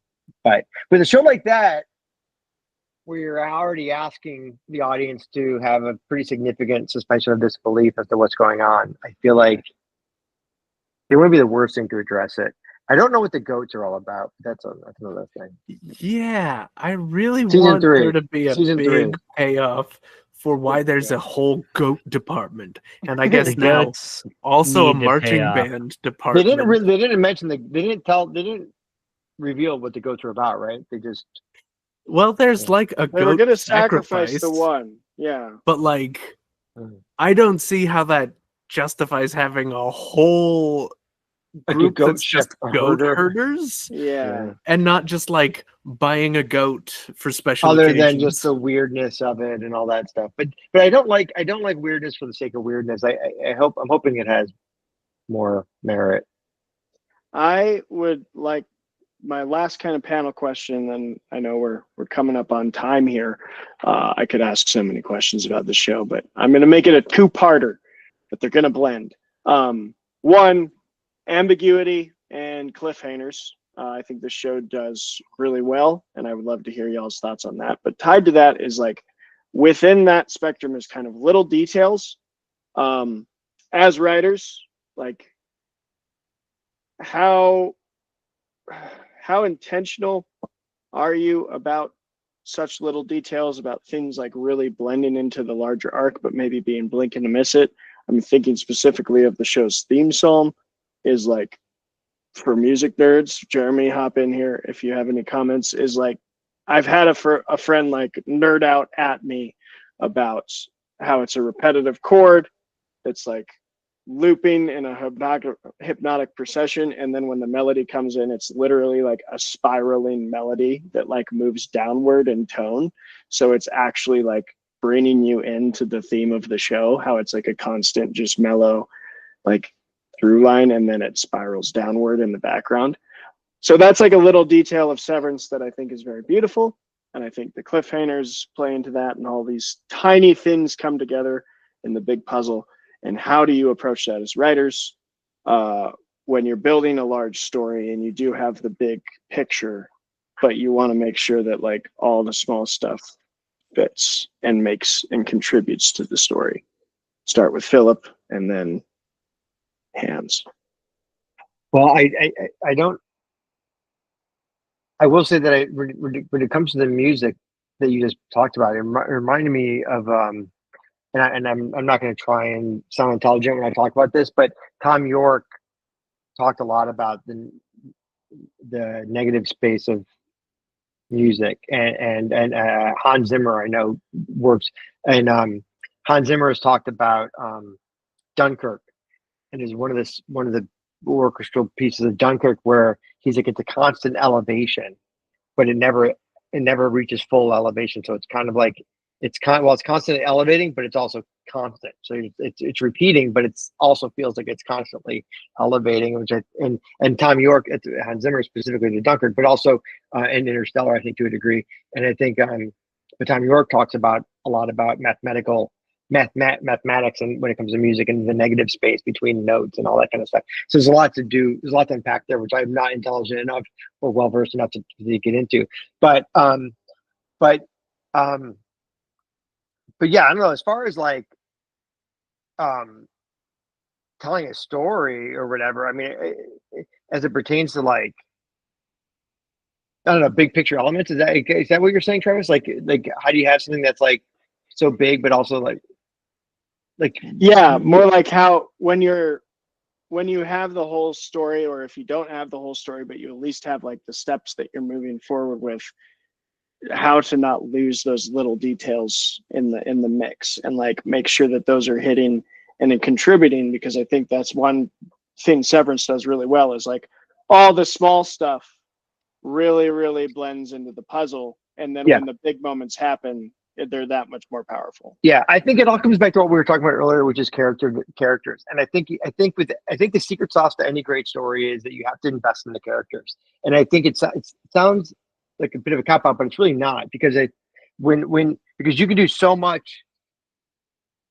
Reader investment is so dependent upon empathy for the characters and connection with the characters. And so if you can have the greatest twisty M. Night Shyamalan, Severance, Lost, from insane plot points as you want, you can tell the craziest story that you want to tell. But I think it all comes down to readers connecting or viewers connecting with the character that you're creating. So for me, it's always about, I need to make sure the characters are full-bodied, that they're complex, that they're empathetic, that readers can connect with them, that readers, I don't care if readers like my characters, but I feel like readers have to understand my characters' motivations. And I think all of those are those are your tools for telling a story. If you try and tell a story outside of characters that are believable and relatable, you're going to tell a very flat, empty story. So for me, that's where I would throw it into that. What you're suggesting is that you can have all the cool, crazy, twisty stuff you want, but ultimately the way you seed and consistently engage with a viewership or a readership is by having them invest in the characters, and by making the characters interesting and making the characters complex and making the decisions. Not that the decisions is the right word, but making the suppositions and the ultimate conclusions that a viewer or reader is coming up with. You want them to come to those conclusions via a character. Nobody wants the reader to know. No reader wants to know more than the characters do. It's the worst. It's the worst thing you can do, right? Is have a viewer know more than the characters do, or a reader know more than the characters do. So I think it all has to be funneled through the characters, and that's how you build out the story without losing, all those little things and those little nuances. And I think sometimes with fiction and in film and in TV, I think you lose sight of that. It's lost sight of a little bit, and I think people get overly, I don't know, it's egotistical, but they get overly proud of the story, and they forget about the characters that are getting them there. You have to tell a story. You have to give the reader, I'll give you a quick example. When I wrote Boys in the Valley, there was 5 point of views. 4 of the point of views were third person. The primary point of view was first person.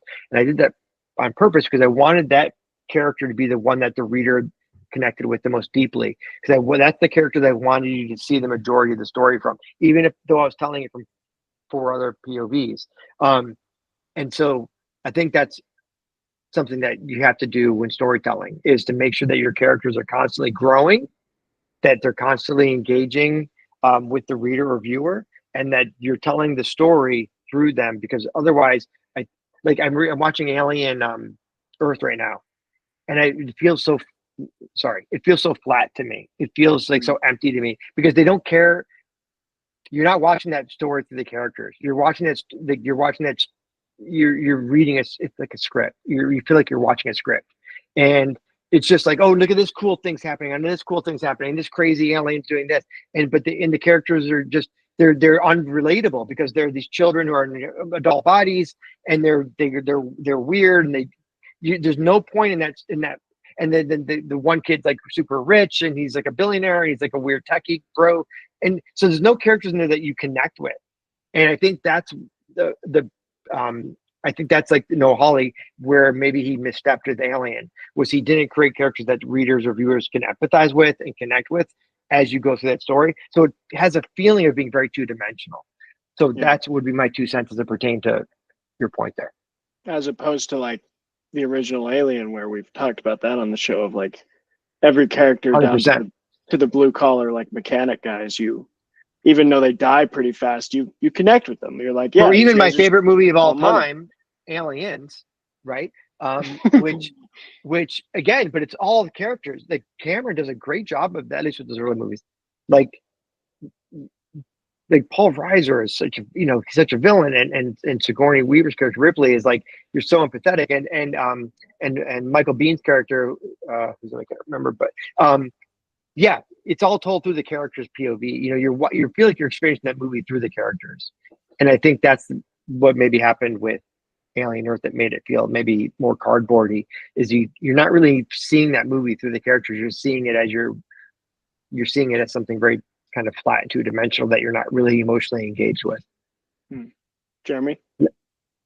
Well, I think, I think you're absolutely right with your analysis there. When it comes to like the little details of something, like they have to be non-essential. Like people have to be able to understand what's going on, even if they don't pick up on that. One really good example of this, I think, is in the score of the film Inception, where in each level of dreaming in Inception, the score actually just sounds like the song they play while they're in the dreaming to sort of time things out, but like slowed down to the degree that time would slow down when you're in that level of dreaming, to the point where you get down to limbo and you don't hear anything at all.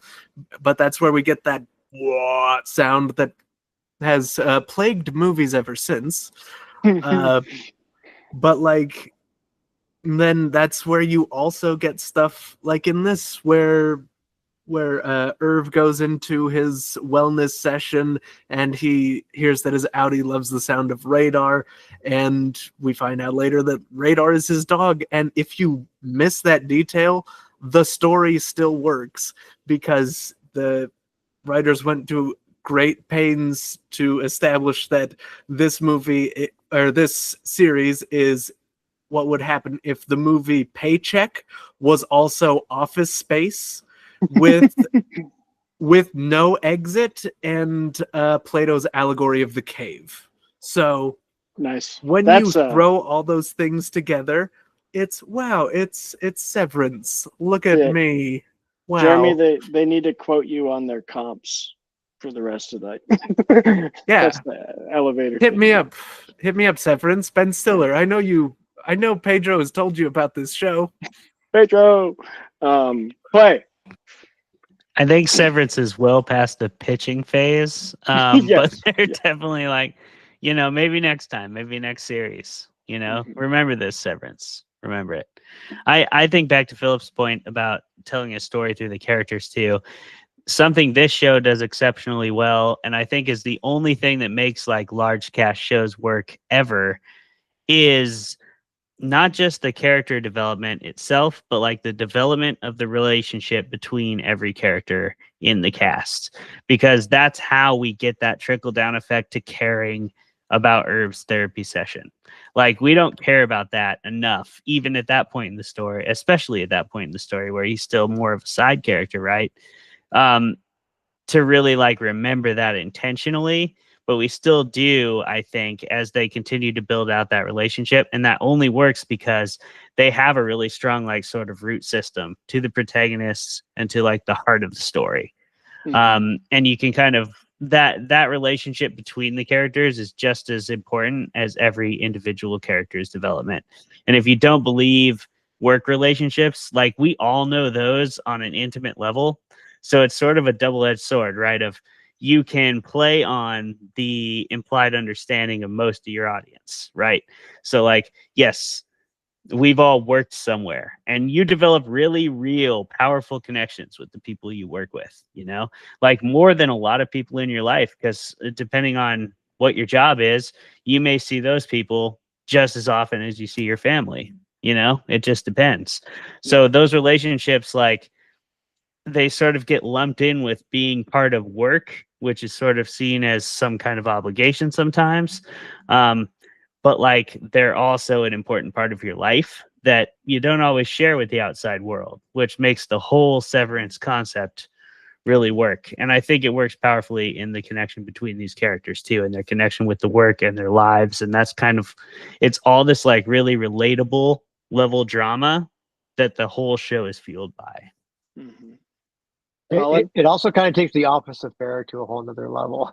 Yeah. The what? The Office affair. affair. Yeah, absolutely. You can have an office affair with your own wife if you work, Like, if you're separate. Oh my like, god, I and it's have fine. Colin, go ahead. so many weird feelings about this ever since the thought popped into my head.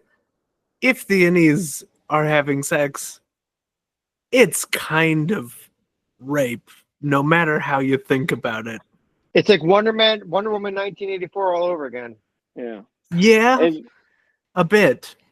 Colin, I'm sorry. To that point, the level where I was so happy, like Phillip said, with the conversation with Bert outside, like Bert and the fact that they, like, had the theological debate, I was like, thank you. This is in my wheelhouse, and I love you for it.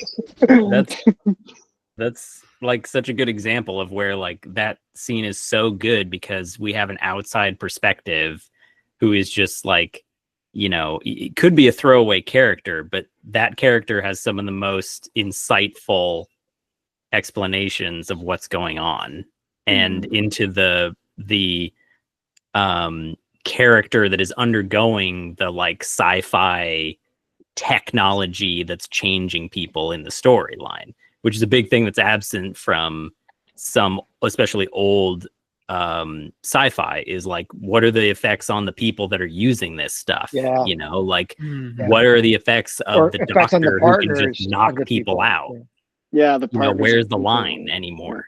And, like, to Clay's point, and also Jeremy touched on it too, like, what another thing that's so good about Severance is that we really, there's so much detail from different perspectives on what's going on, and the characters don't just get thrown away. Like, I'm used to action movies and thrillers. Those are the majority of what a lot of people watch. And, like, characters just die when they're not important anymore, or it's some villain that has a piece of paper that's important and then they get killed and moved on. All there is henchmen that don't matter, right? And it's great to see a show that's like a science fiction that also, in general, pretty much all the characters live and go on and do other jobs at the same company or interact with one another in, like, the grocery store in town and stuff. They're not just thrown away. They keep popping up and they're different.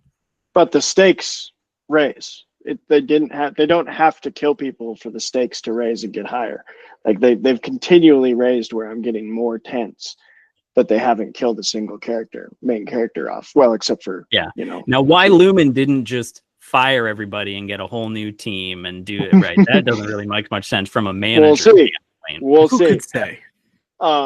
That's all I got for questions. I do want to say one thing, and that is because I constantly crap on Marvel, but I had this thought from Philip's first comment, and I've kept it in my head.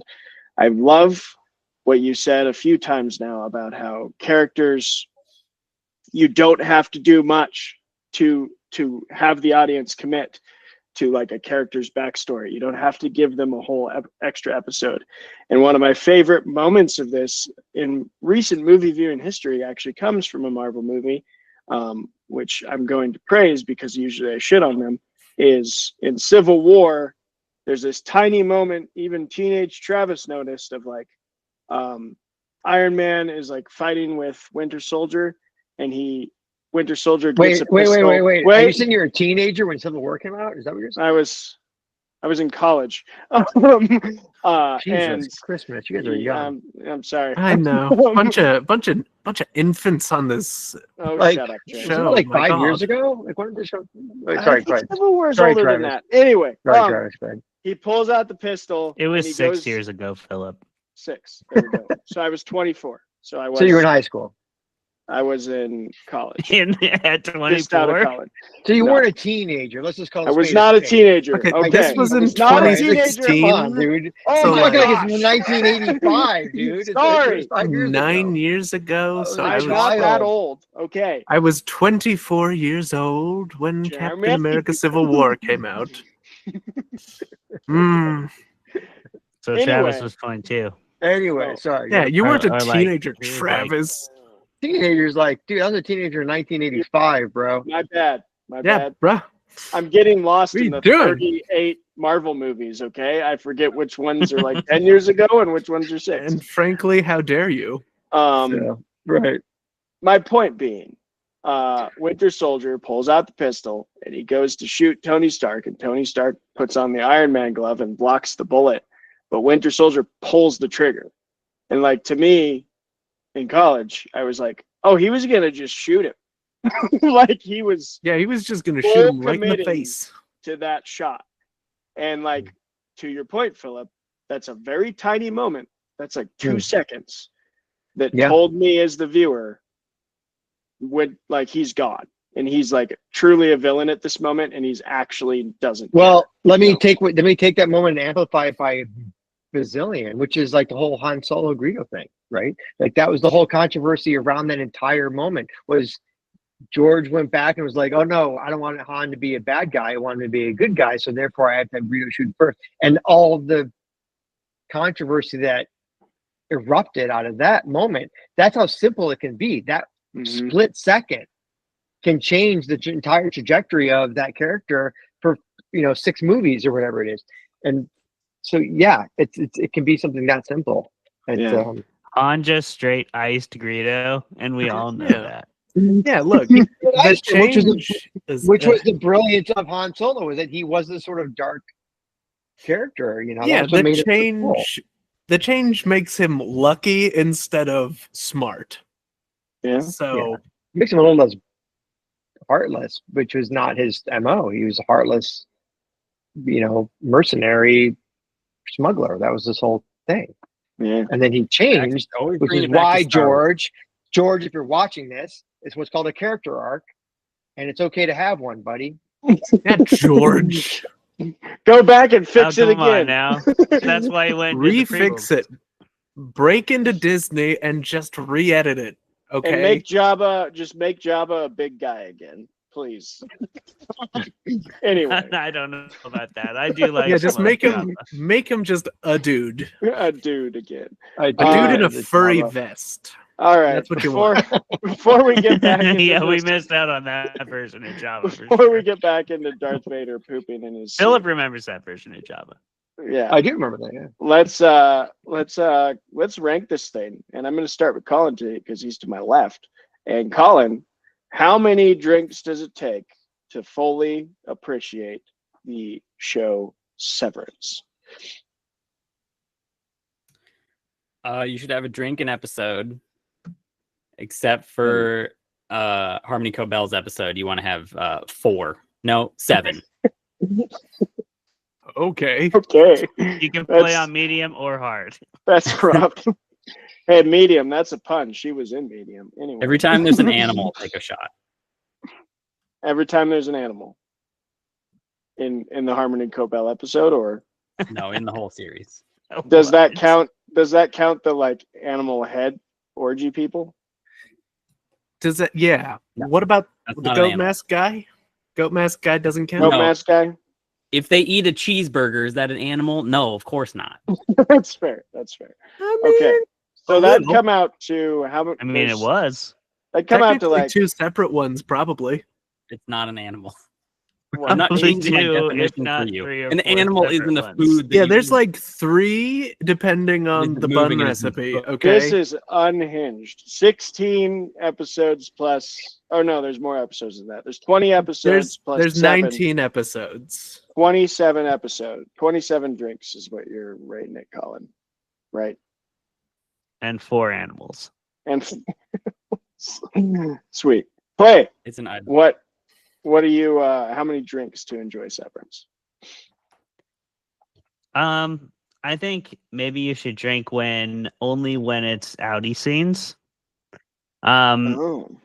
Yeah, you should stick to that, because when you're on the inside, go ahead and just embrace that with them, Be there for the little things, get excited about Chinese finger traps, and have a good time. Because waffles will taste a lot better if you do it that way. Mm.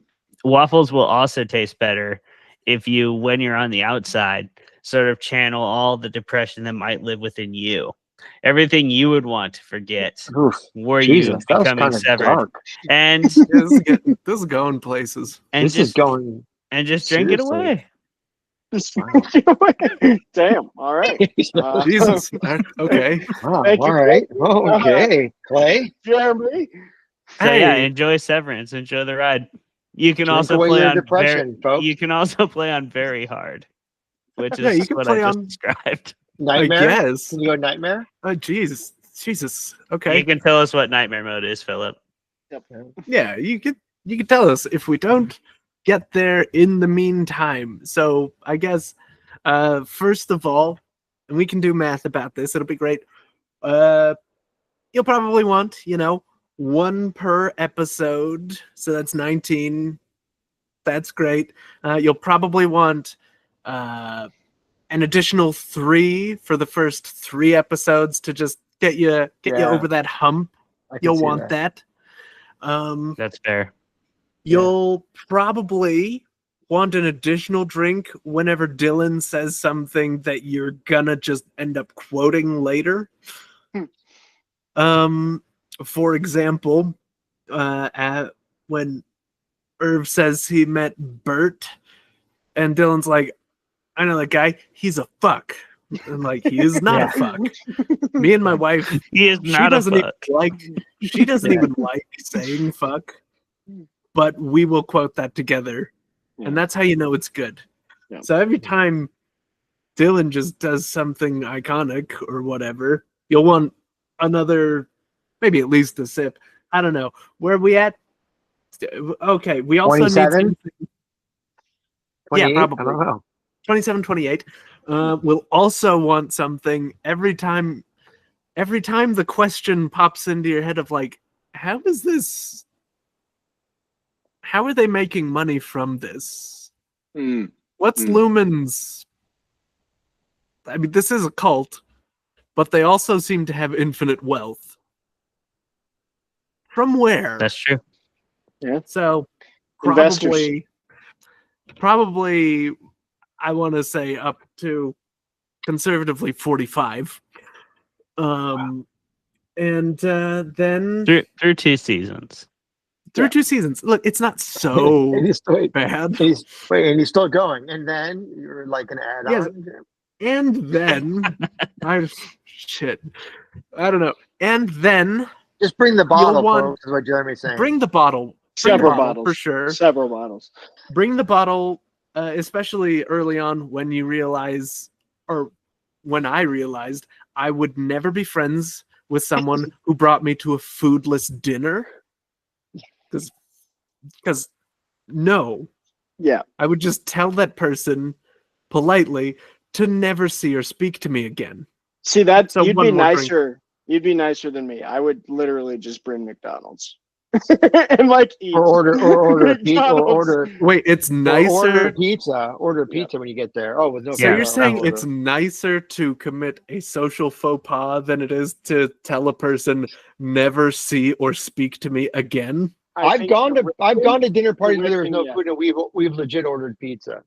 Yeah, I That's think happened. to See, rip- that sounds fine. Because to dinner Rick and- party, Did you party call him with a fuck, dinner. though? Okay, Jeremy, yeah, obviously. Rickon, though. This is Rickon. I think to Rickon, it would be more insulting to eat at his dinnerless dinner party. He'd be like, "You don't understand." But honestly, that would make me happier. But I'm doing the other thing out of spite. That's good. Okay, my ranking. Are you done? Sure. Like 60 something. He was only through like episode 6 of season 1. He was actually going to kill all the It's Witchers. gonna be like 200. So my ranking's kind of the opposite of Clayton's. Also, no, I'm gonna end it there. I do think they do answer the how Lumen has money thing, but we don't have time. There's I would do the opposite of Clay, where he says drink only with the outies. I would say drink only with the innies, and only when they earn prizes. Like drink with them in celebration. So when That's a good idea. When they're getting Because the they finger can't? traps, when Rude. they're finishing the coding or whatever the hell they're doing, celebrate with them. You know, have a few beers. So maybe 2 every time they get an achievement, and we'll say that'll probably end up being like a 12-pack. I think that is. You don't want to get too drunk with this show. This is not a show to be too You'll drunk definitely for. lose track of it. Yeah.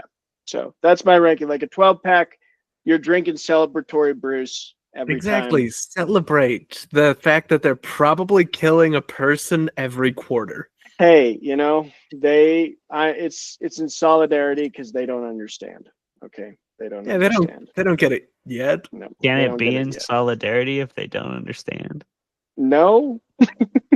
Phillip, what are you ranking this show? How many drinks? You guys have had really good points, because I think you need to drink while watching the show, but you don't want to drink so much that you can't follow what's happening, because it is complex and it is you do need to pay attention. So you want to have a default 1 to 2 drinks per episode. I think that you should have were you doing it in a more social atmosphere, I would do a drink every time somebody severed, going up and down the elevator. When they did that kind of shot, you do a shot when they do the like thing. Boom, hit it. I also think that you probably want to add at least 2 drinks to the celebratory episodes with the jazz reward, the marching band, the celebratory episodes. You want to have at least 2 or 3 additional drinks for those particular episodes. I think the one episode that always which we talked about a little bit, which was the waffle party, which was with the weird and the masks and the animal masks and all that stuff, the satanic ritual, like that, I think should be like that episode alone, like 5-6 drinks. So one Yeah, you per, need extra to get to that one. 1 to 2 per. Bonuses on the Severance moments, bonuses on the celebratory moments, and then a big bonus on the episode with the waffle party. Yeah, quick warning, you will not be okay after the episode where Mark talks to himself. No. Yeah, you don't want to drink a lot on that episode. You want to keep it to like a real minimum, because otherwise you're just going to be, to your point, Jeremy, you're going to be sad. Yeah. I sure am. Well, this has been fantastic. Thank you all for coming and talking about Severance. Thank you, Phillip, for joining us. Could you tell the viewers one more time who you are, where to find you, and all that jazz? I'm at my house. You can find me here anytime. pfracassi.com, social media, Instagram, Facebook, all that stuff. I don't know. Yeah, horror writer. The best Buy my response books. I've ever heard from any of our guests. I'm I'm at my house. Yeah. So good. I'm at my house. Yeah, You can happy find to me be here here. anytime. This is where I am generally. Well, Yeah. Clay, do you want to take us out? Yep. Thank you so much, everybody, for listening to another episode of Fermented Fiction. Enjoying this debate on Severance with Phillip Fracassi. Go check out all his shit. It is well worth your time. And thanks. We'll be back next week. And hopefully we'll see you there. Goodbye. Bye. Ah. So good. Thanks, Phillip.